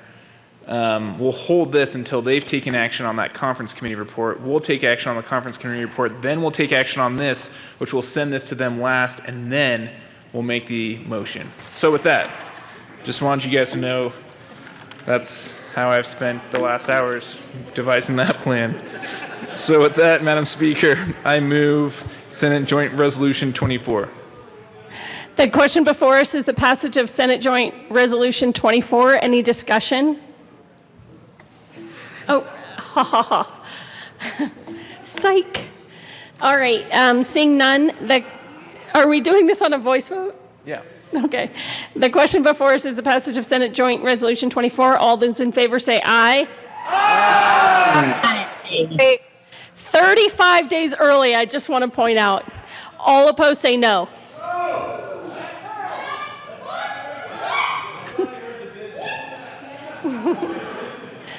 The motion passes. Senate Joint Resolution 24 is adopted. Majority Leader Garnett. Thank you, Madam Speaker. I move that today's roll call be added as co-sponsors. Seeing no objection, the morning's roll call will be added as co-sponsors to Senate Joint Resolution 24. And with that, we'll be in a brief recess. We will be in a brief recess until we get the committee report from the Senate.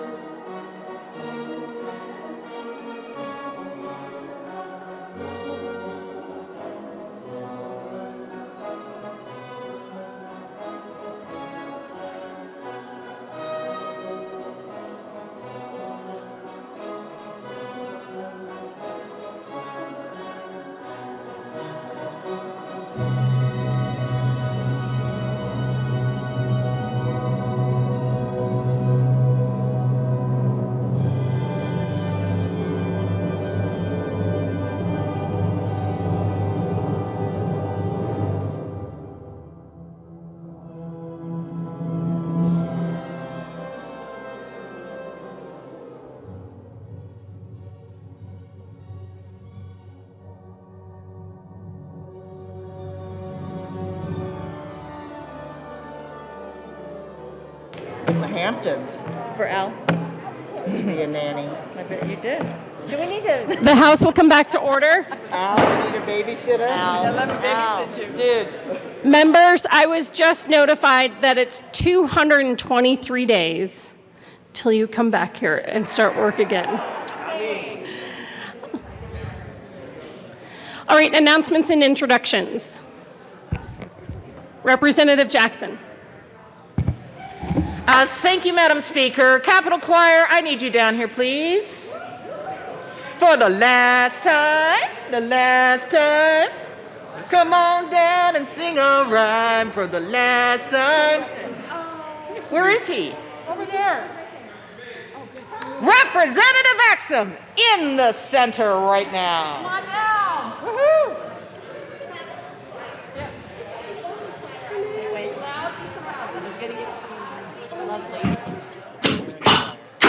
Had we gone till July, we would have made it to my birthday.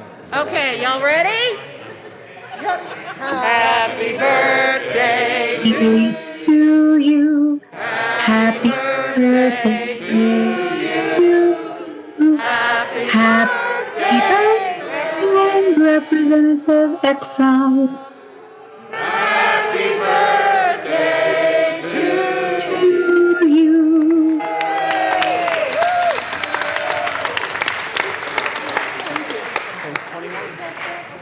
Yeah. You need to go. But they're out there till 6. I know. Are you gonna do it? Yeah. Oh, yeah, for sure. But I'm just trying to Oh, this is a tequila one.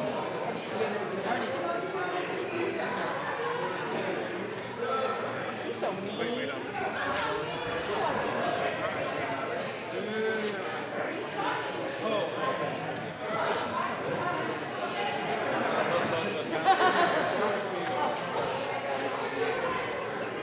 Representative Sane and Hooton. Go ahead, Lori. Thank you, Madam Speaker. Members, we have some very special people that we want to thank personally. So if our file clerks can come down to the well. Kathy Hahn. Kathy, if you're listening, would you come to the well with the filing clerks? Everybody hit their white button, quick. Oh, yeah, there you go. Thank you.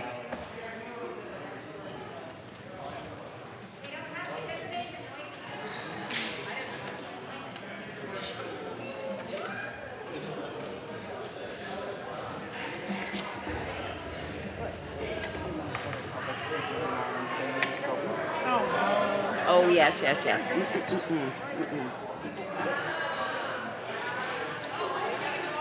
So are they allowed to come in? They are today. They are today. You come here. You come here, Brett and, oh my God, Jenna, Liz, Kathy. She's right here. She's right here.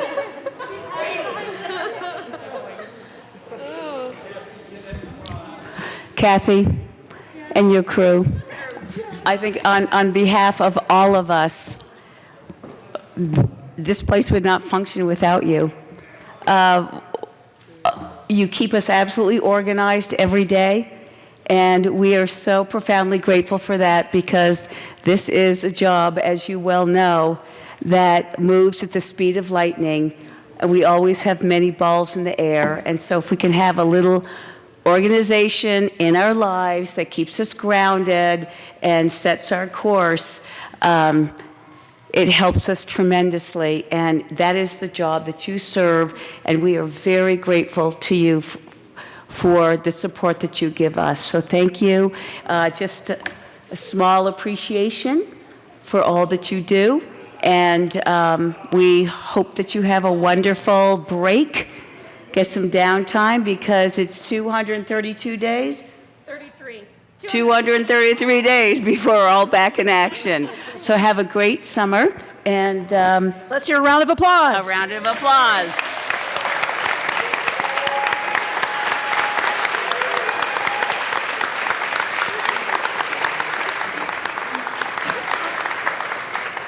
Thank you. Thank you so much for all that you do. We really appreciate our clerks.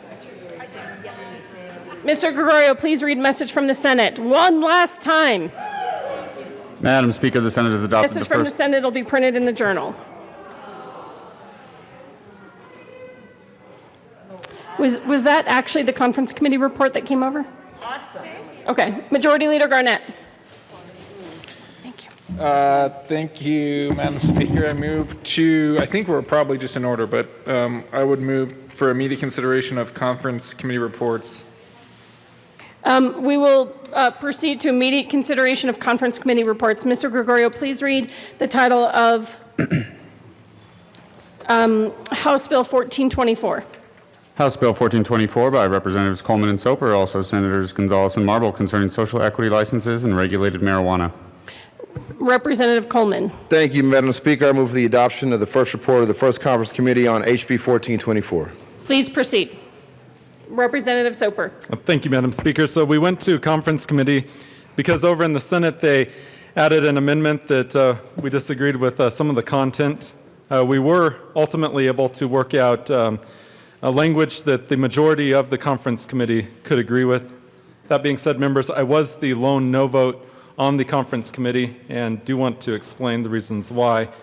This is a business licensing bill for the cannabis industry for social equity, and the Senate amendment made it a criminal justice bill by allowing the governor to pardon an entire class of individuals who had 2 ounces or less of marijuana on their record. I do want to make this clear because I know that some of you supported the bill from the business perspective, and I do feel obliged to tell you that it also includes a criminal justice element. So certainly vote your conscience, vote your district, but that is where I stand. I am a big proponent of process, and I'll let you hear from others. Thank you. Representative Singer. Thank you, Madam Speaker. And is this the last bill? I think it is. Okay, I don't know what that means. Probably means I should hurry up. Members, I will take full responsibility for this process when we talk about process. I added this amendment and asked that the Senate add this amendment onto the bill because when we are talking about business licensing and creating an equity model for people, we need to think about the people who have been left behind in our war on drugs. And when the voters said in 2000 and then again in 2012 that 1 ounce or 2 ounces are not only legal but constitutional, there are people who are still paying for the crimes that are legal and constitutional. This is an opportunity to give them some recourse to be able to participate in this industry, rent an apartment, get a college loan. And when we talk about process, there's a huge process that has left a whole slew of people behind. And so yes, could there have been more stakeholders? Absolutely. But there are stakeholders that never come to this building that are affected every single day by our current laws.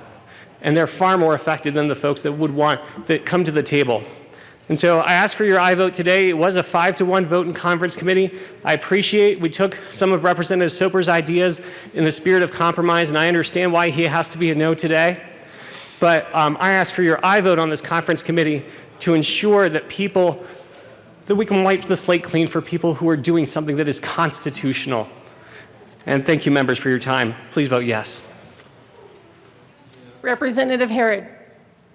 Thank you, Madam Speaker. And I want to thank Representative Coleman, Representative Singer for all their work on this bill and this conference committee report. Members, unfortunately, the statement that a business licensing issue and a criminal justice issue are 2 separate things is just not the case, especially when we talk about marijuana convictions. We know that there are disproportionate impacts on our communities. And I think, as I've mentioned to Representative Singer, the way that we wrote Amendment 69, as folks who were involved back in the day, left out a lot of folks from being able to participate in the industry that they actually were incarcerated for being in. And right now, this bill gives the governor the opportunity to right some wrongs and gives the legislature an opportunity to give the governor the opportunity to do it quickly and swiftly so that we can have some justice and equity in our industry. This truly is an equity measure that has been put into a bill where maybe it wasn't thought of before. And I very much appreciate the work of Representative Singer for making this one of his final actions within this building, and Representative Coleman for allowing this to be a part of the bill. And I know where your heart is on this issue, Representative Coleman, and I very much appreciate it. And to Representative Soper, I understand the issues that are going on around process, but know that you actually also support the concepts behind this measure, and I appreciate you saying that as well. So, members, this is a great compromise. This is a great way to work within our conference committee structure at the end of session. I ask for an aye vote. This only makes the bill so much stronger. Thank you. Representative Carver. Thank you, Madam Speaker. Members received a most interesting text from the DAs. The Singer Amendment modifies the governor's pardon power, his power to pardon. And what it does is it eliminates the requirement to consult with the DAs for this category of pardon.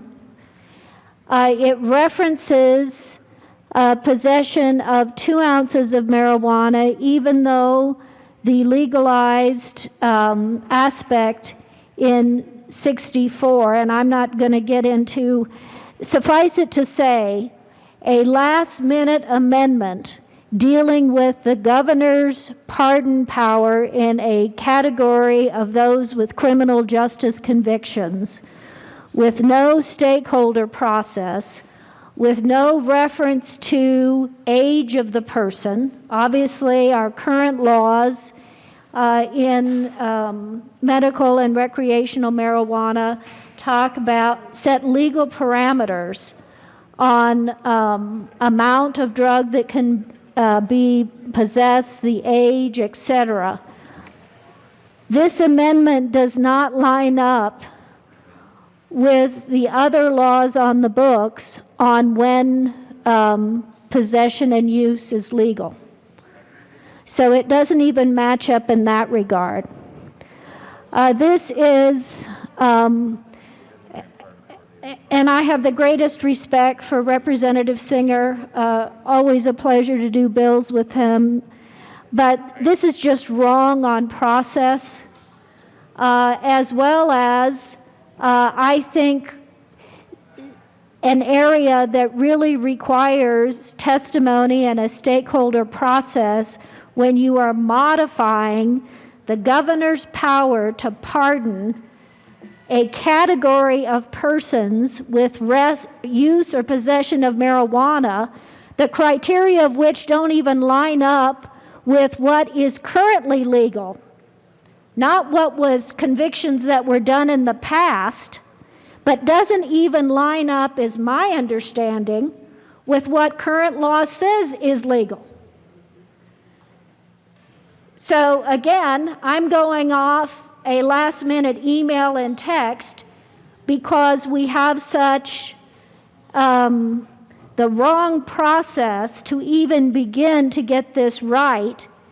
And I also note with interest that we have already put on the books a process to seal convictions for drug use and possession that occurred in the past, but which today would constitute legal use or possession, and have worked in that area extensively under current Colorado law. So there is already a mechanism in place to do this the appropriate way. Now, I will tell you, I would be a no on this bill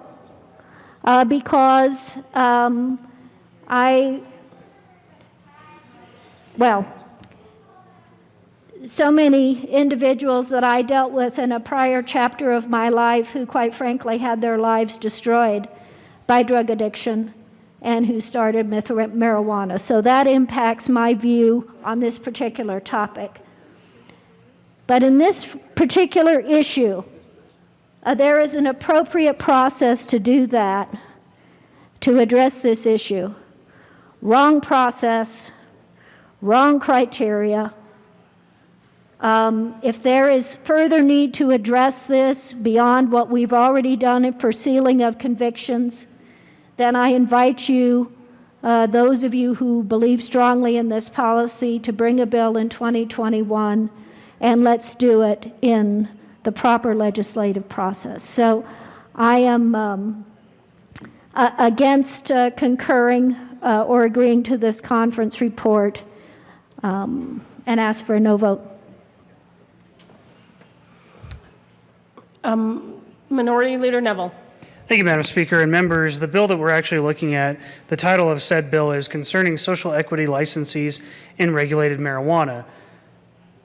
This, what they've done in the conference committee, actually gives the governor the ability. It says the governor may, not even must, but may exempt and pardon an entire class of people, whether or not they're applying for a license or not. So again, we went from a bill that was about business licensing to a bill that allows the governor, if he so chooses, to pardon an entire class of previous criminal conduct.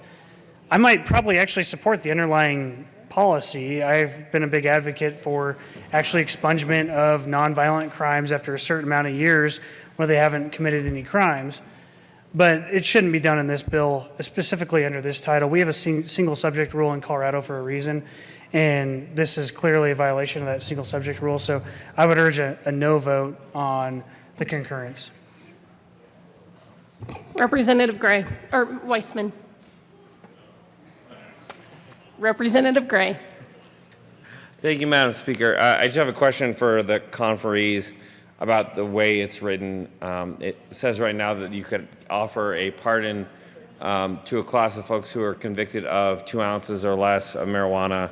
I want to just make sure that it's clear the intent of the conferees is not that you can then pardon that person from everything on the, say they were convicted of 5 things. Say you're convicted of that, possession level, low-grade possession level, but also armed robbery and a few other offenses, that the pardon power would only apply to the possession and not to the other potentially more serious or even less serious offenses, but only to that offense, that's the intent of this provision, is not blanket pardon power for any human that is convicted of this, but only with pardon power with respect to those charges specifically.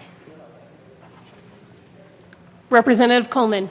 Thank you, Madam Speaker, and thank you, Representative Gray. You are correct in that. Also, I wanted to note that the amendment added allows for involvement of the other legal entities and was also done specifically for the DAs. While this is not them consenting to support the conference committee report, but it is something that we incorporated, and it was language that they asked for. Representative Weissman. Thank you, Madam Speaker. There's only a bit to add after what my colleagues have already stated. Appreciate, I think Mr. Minority Leader noted, this is discretionary. Governor may. I don't think that we can, and I don't think that we should tell the governor that he or she must pardon anybody. But the pardon power is actually pretty rare of all the powers given to the executive. It is stated in plain, stark terms in our Constitution. And I think the power of clemency really, is a common law power, probably older than our country. The governor shall have power to grant reprieves, commutations, and pardons after conviction for all offenses except treason, and except in case of impeachment, subject to such regulations as may be prescribed by law relative to the manner of applying for pardons. Goes on a bit from there, but that's the guts of it, Article 4, Section 7 of the Constitution. We have already intruded on and derogated from that power in statute. 16, 17, 101, and subsequent sections which are at issue in the bill and the conference report. All this does is walk back a tiny bit from that statutory framework for a certain narrow class of cases. And I appreciate the clarification that Rep. Gray just made. We're not talking about the process for other pardons. Why are we talking about those here? Because these are low-level offenses, because they have fallen disproportionately in the past on communities of color, because the voters of this state have seen fit to depart from that framework of criminalization and move to the framework that we now have. So to me, there is a nexus between the purpose of this bill, which is social equity in this business as it continues to develop, and the amendment here. I did see the earlier language. I think this is a better version of it. It does allow consultation and input, and I am here to urge adoption of the conference report and of the bill as thereby amended. Thank you. Representative Carver. Representative Carver, you have 5 minutes left. Thank you, Madam Speaker. Madam Speaker, it is my understanding that the conference committee was not given the authority to go outside the scope of the bill. I would raise a challenge to the conference committee as going outside the scope and as a violation of the single subject rule. The House will stand in a brief recess.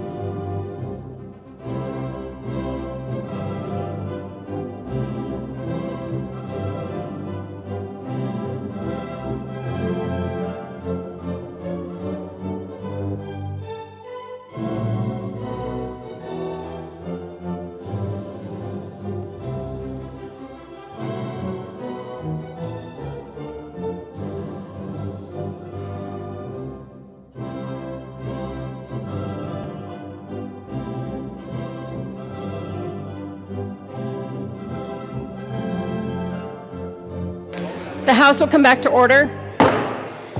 Members, we have two questions raised by Representative Carver at the well. The first was whether the members of the conference committee needed permission to go beyond the scope of their differences. And because this bill started in the House and didn't have the provision regarding pardons in it, but the Senate added it when it was in the Senate in consideration. And so when it was time to consider conference committee, the issue of pardons was clearly part of the differences between the House and the Senate version. So I don't think that they needed permission to go beyond the scope, because that was the question that was being raised by the difference between the House and the Senate. The second question is whether the provision about pardons that's now in the conference committee as a proposed change to House Bill 1424 fits within the title. And the first aspect of that we were considering is whether it's appropriate to raise a title question on a conference committee report. And after consulting with Director Eubanks, we do think it's appropriate to raise a title question at this stage. That a title question can be raised at any stage. We are sitting as a body but is essentially a committee that can consider it at that time. So it is appropriate to raise a title ruling. So the question is whether the provision, and if I could have the language, because I want to read from it directly, that was added in the conference. I don't have a copy of the conference committee report.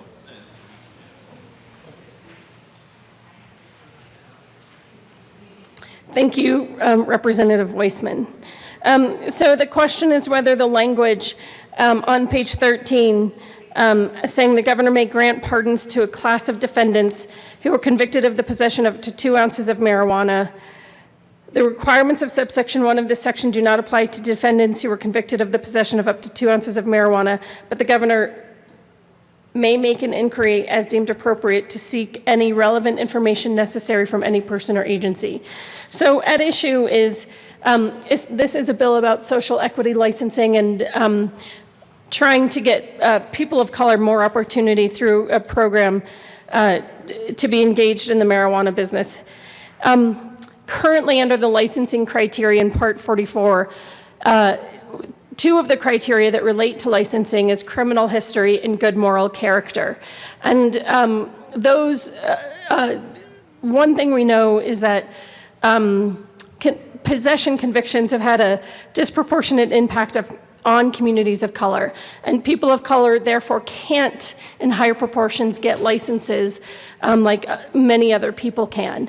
In addition, the current provisions of Title 44, Part 10 really limit, because of criteria around criminal history and moral character, further limit the ability of people of color to participate in this business, which is, as Representative Singer pointed out, legal and constitutional in Colorado.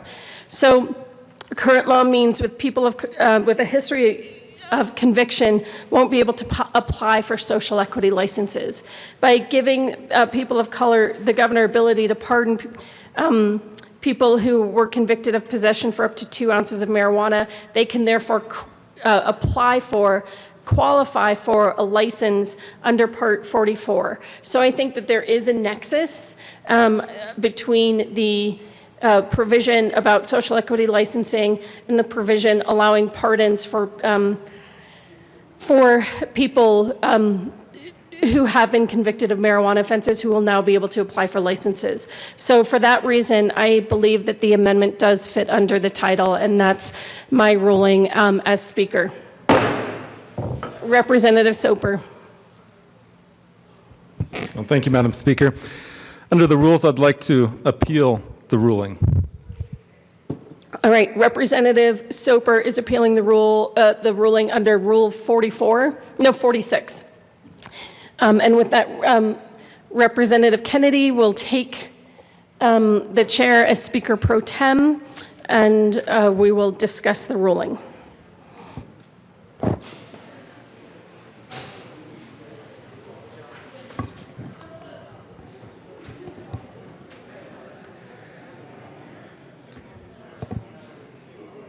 Madam Speaker Becker. Certainly an interesting way to end my legislative career. Thank you, members. So under Rule 46, anyone can challenge a ruling of the speaker in these instances. And so the discussion, as I just mentioned, is whether the conference committee language fits under the title of House Bill 1424. And again, looking at the language of House Bill 1424, which creates a social equity license, really to resolve the limitations that have existed since the legalization of marijuana in Colorado for people of color, to allow for greater entrance into the business of people of color.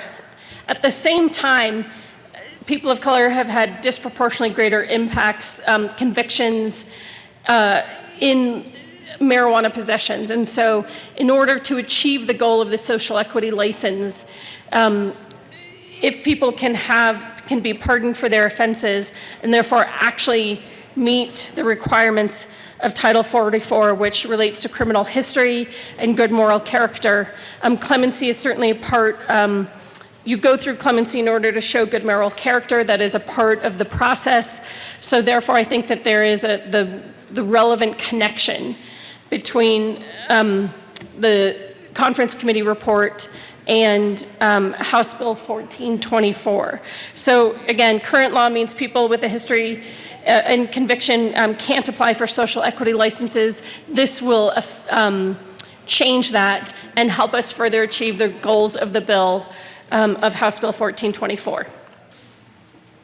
Thank you. And just to clarify a couple things on the process here, the question is the appeal of the ruling of the speaker. A yes vote would overturn the speaker's ruling and thus say that the amendment from the conference committee does not fit under the title. A no vote will uphold the ruling of the speaker. Furthermore, my understanding of the rule, and if anyone wants to discuss it, Rep. Weissman has the rule book, is that only the speaker and the mover of the question, Representative Soper, are authorized to speak at this time. I'm open to that, but that is my understanding of the rule as I read it. Representative Soper. Thank you, Mr. Speaker Pro Tem. So I rise appealing the ruling of the speaker. So the conference committee report adds the language to the bill which says specifically the governor may grant pardons to a class of defendants who are convicted of possession of up to 2 ounces of marijuana. There is nothing in this amendment that applies only to social equity licensing. If you look at the title of the bill, it says concerning social equity licensees in regulated marijuana. If you look at the amendment, it's actually far broader. It includes anyone who's been convicted of up to 2 ounces, possession of up to 2 ounces of marijuana, not just someone who is applying for a social equity license. Furthermore, members, if you turn to 16-17-102, the governor already has the power to pardon someone who's been convicted of a criminal offense. And in this section, it would be on application to the governor for a pardon. What the amendment is actually doing is it's stripping that application language, and it's saying that without application, the governor can grant these. So tell me, what would be included in this amendment that isn't already under current law? And to be able to add this amendment clearly does not fit under the title because this concerns all classes of defendants who were actually convicted of possession of marijuana. The governor, under current law, 16-17-102, upon application of these individuals, I mean, if you were applying for a social equity license, you could actually apply for a pardon from the governor right now under the current rules. So this would not apply, and I would ask for a yes vote on the recorded vote.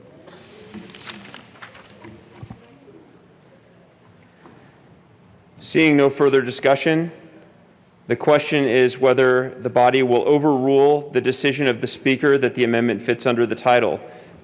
Mr. Gregorio, please open the machine. And members, please proceed to vote. Just one more time, a yes vote overrules the decision of the speaker, a no vote upholds the decision of the speaker.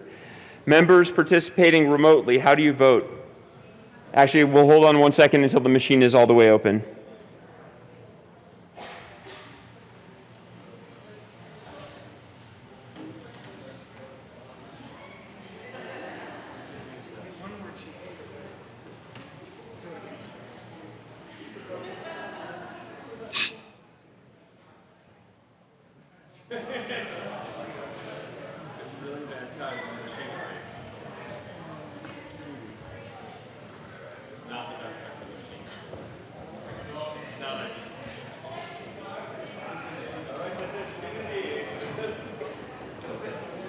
The machine is open.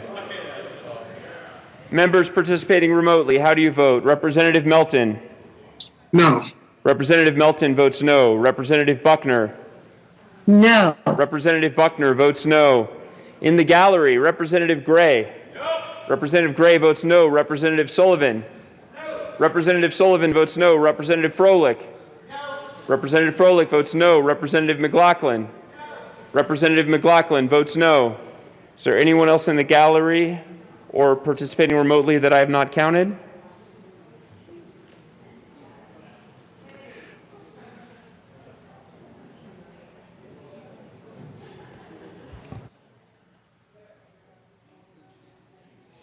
Representative Michelson Janae is excused. Please close the machine. With 23 aye votes, 37 no votes, and 5 excused, the motion fails and the Speaker's ruling holds.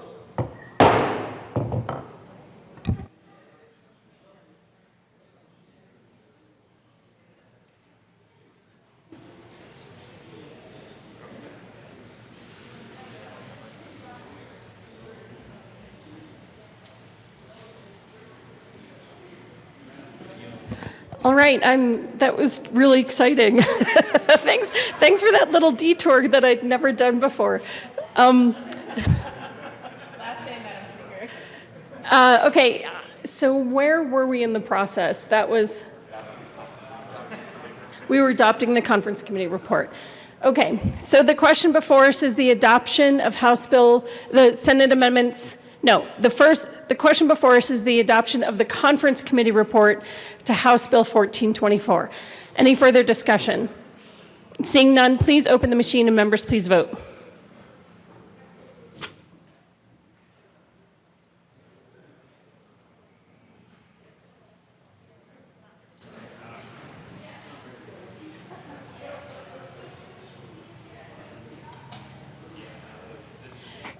On the screen, Representative Buckner, how do you vote? Yes. Buckner votes yes. Melton? Yes. Melton votes yes. Representative Gray in the gallery, how do you vote? Yes. Gray votes yes. Froelich? Yes. Froelich votes yes. McLaughlin? It's actually Barbara McLaughlin, not Michael. McLaughlin votes yes. Sullivan? Yes. Sullivan votes yes. Titone? Oh, there she is. Okay. Please close the machine. With 37 aye votes, 23 no votes, and 5 excused, the first conference committee report of House Bill 1424 is adopted. Majority Leader Garnett. Thank you, Madam Speaker. I move for the repassage of House Bill 1424 as amended by the conference committee report. The question before us is the repassage of House Bill 1424 as amended by the conference committee report. Any discussion? Seeing none, please open the machine and members please vote.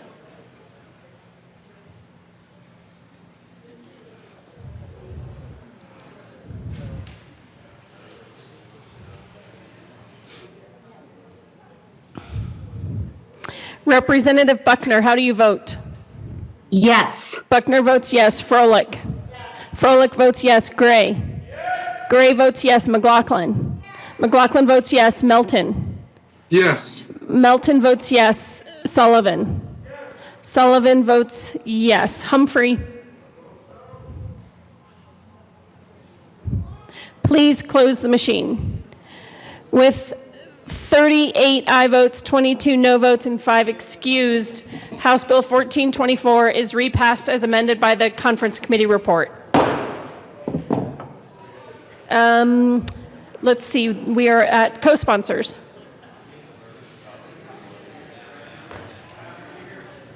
Representative Soper.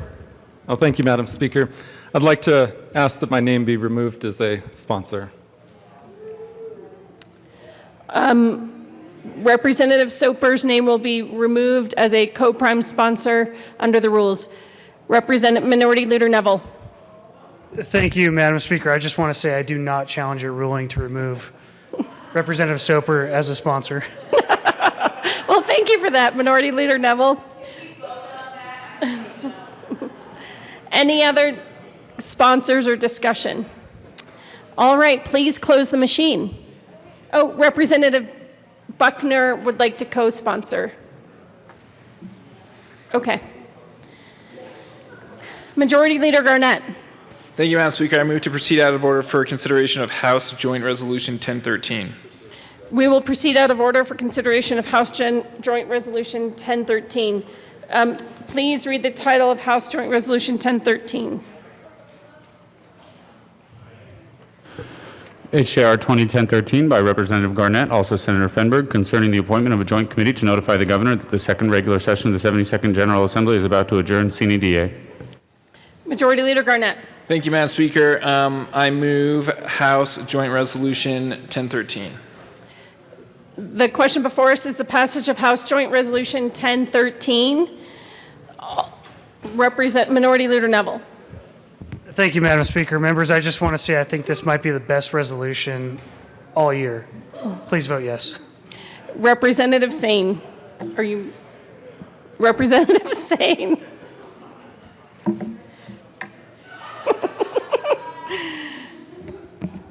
Thank you, members.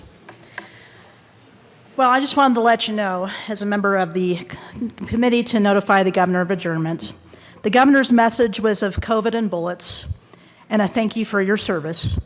For democracy was championed, even though the body was nervous. And we, the committee, said goodbye and sine die. It's all over, and we aren't going to cry to leave this session of surprises mile high.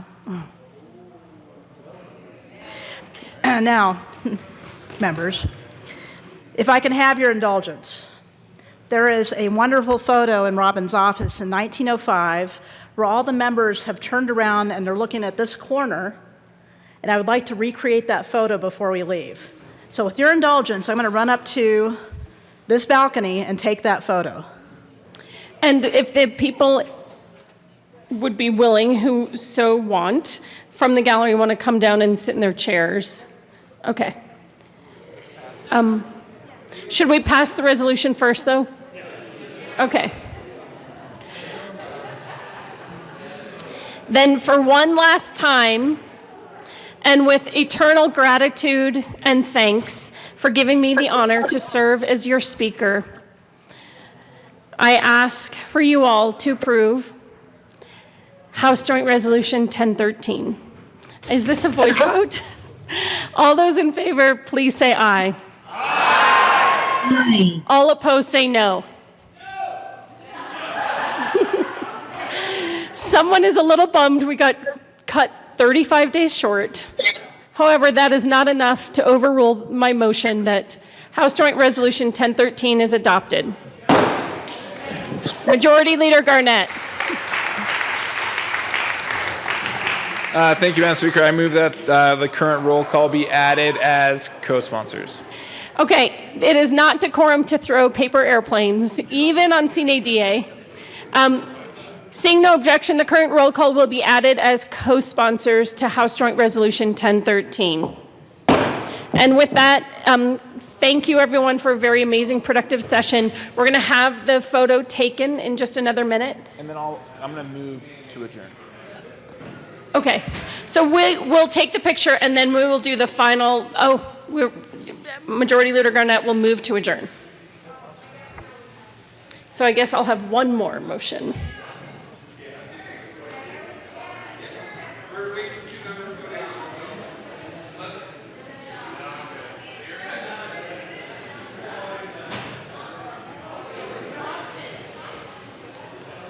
Austin. Should I move down there for the picture?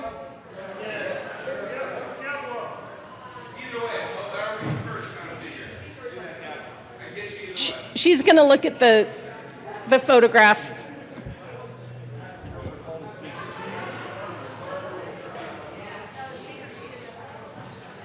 I have to stay. Okay.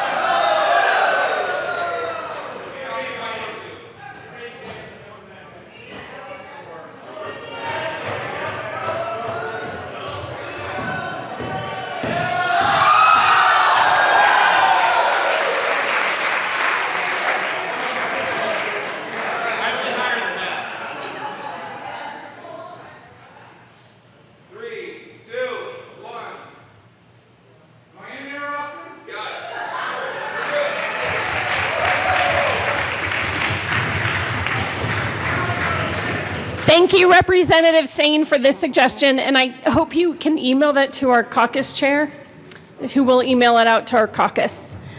Okay, Majority Leader Garnett. Thank you, Madam Speaker. All right, members. Sometimes we make history, and sometimes history makes us. We rose to the occasion in this body. 2020 was a very challenging session. But with that, I move that the House adjourn sine die.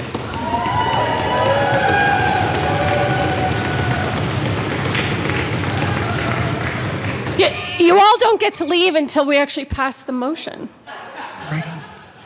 The motion before us is that we adjourn sine die. All those in favor say aye. Aye. All opposed say no. The motion passes. We will adjourn sine die. Congratulations, everyone. Peace out.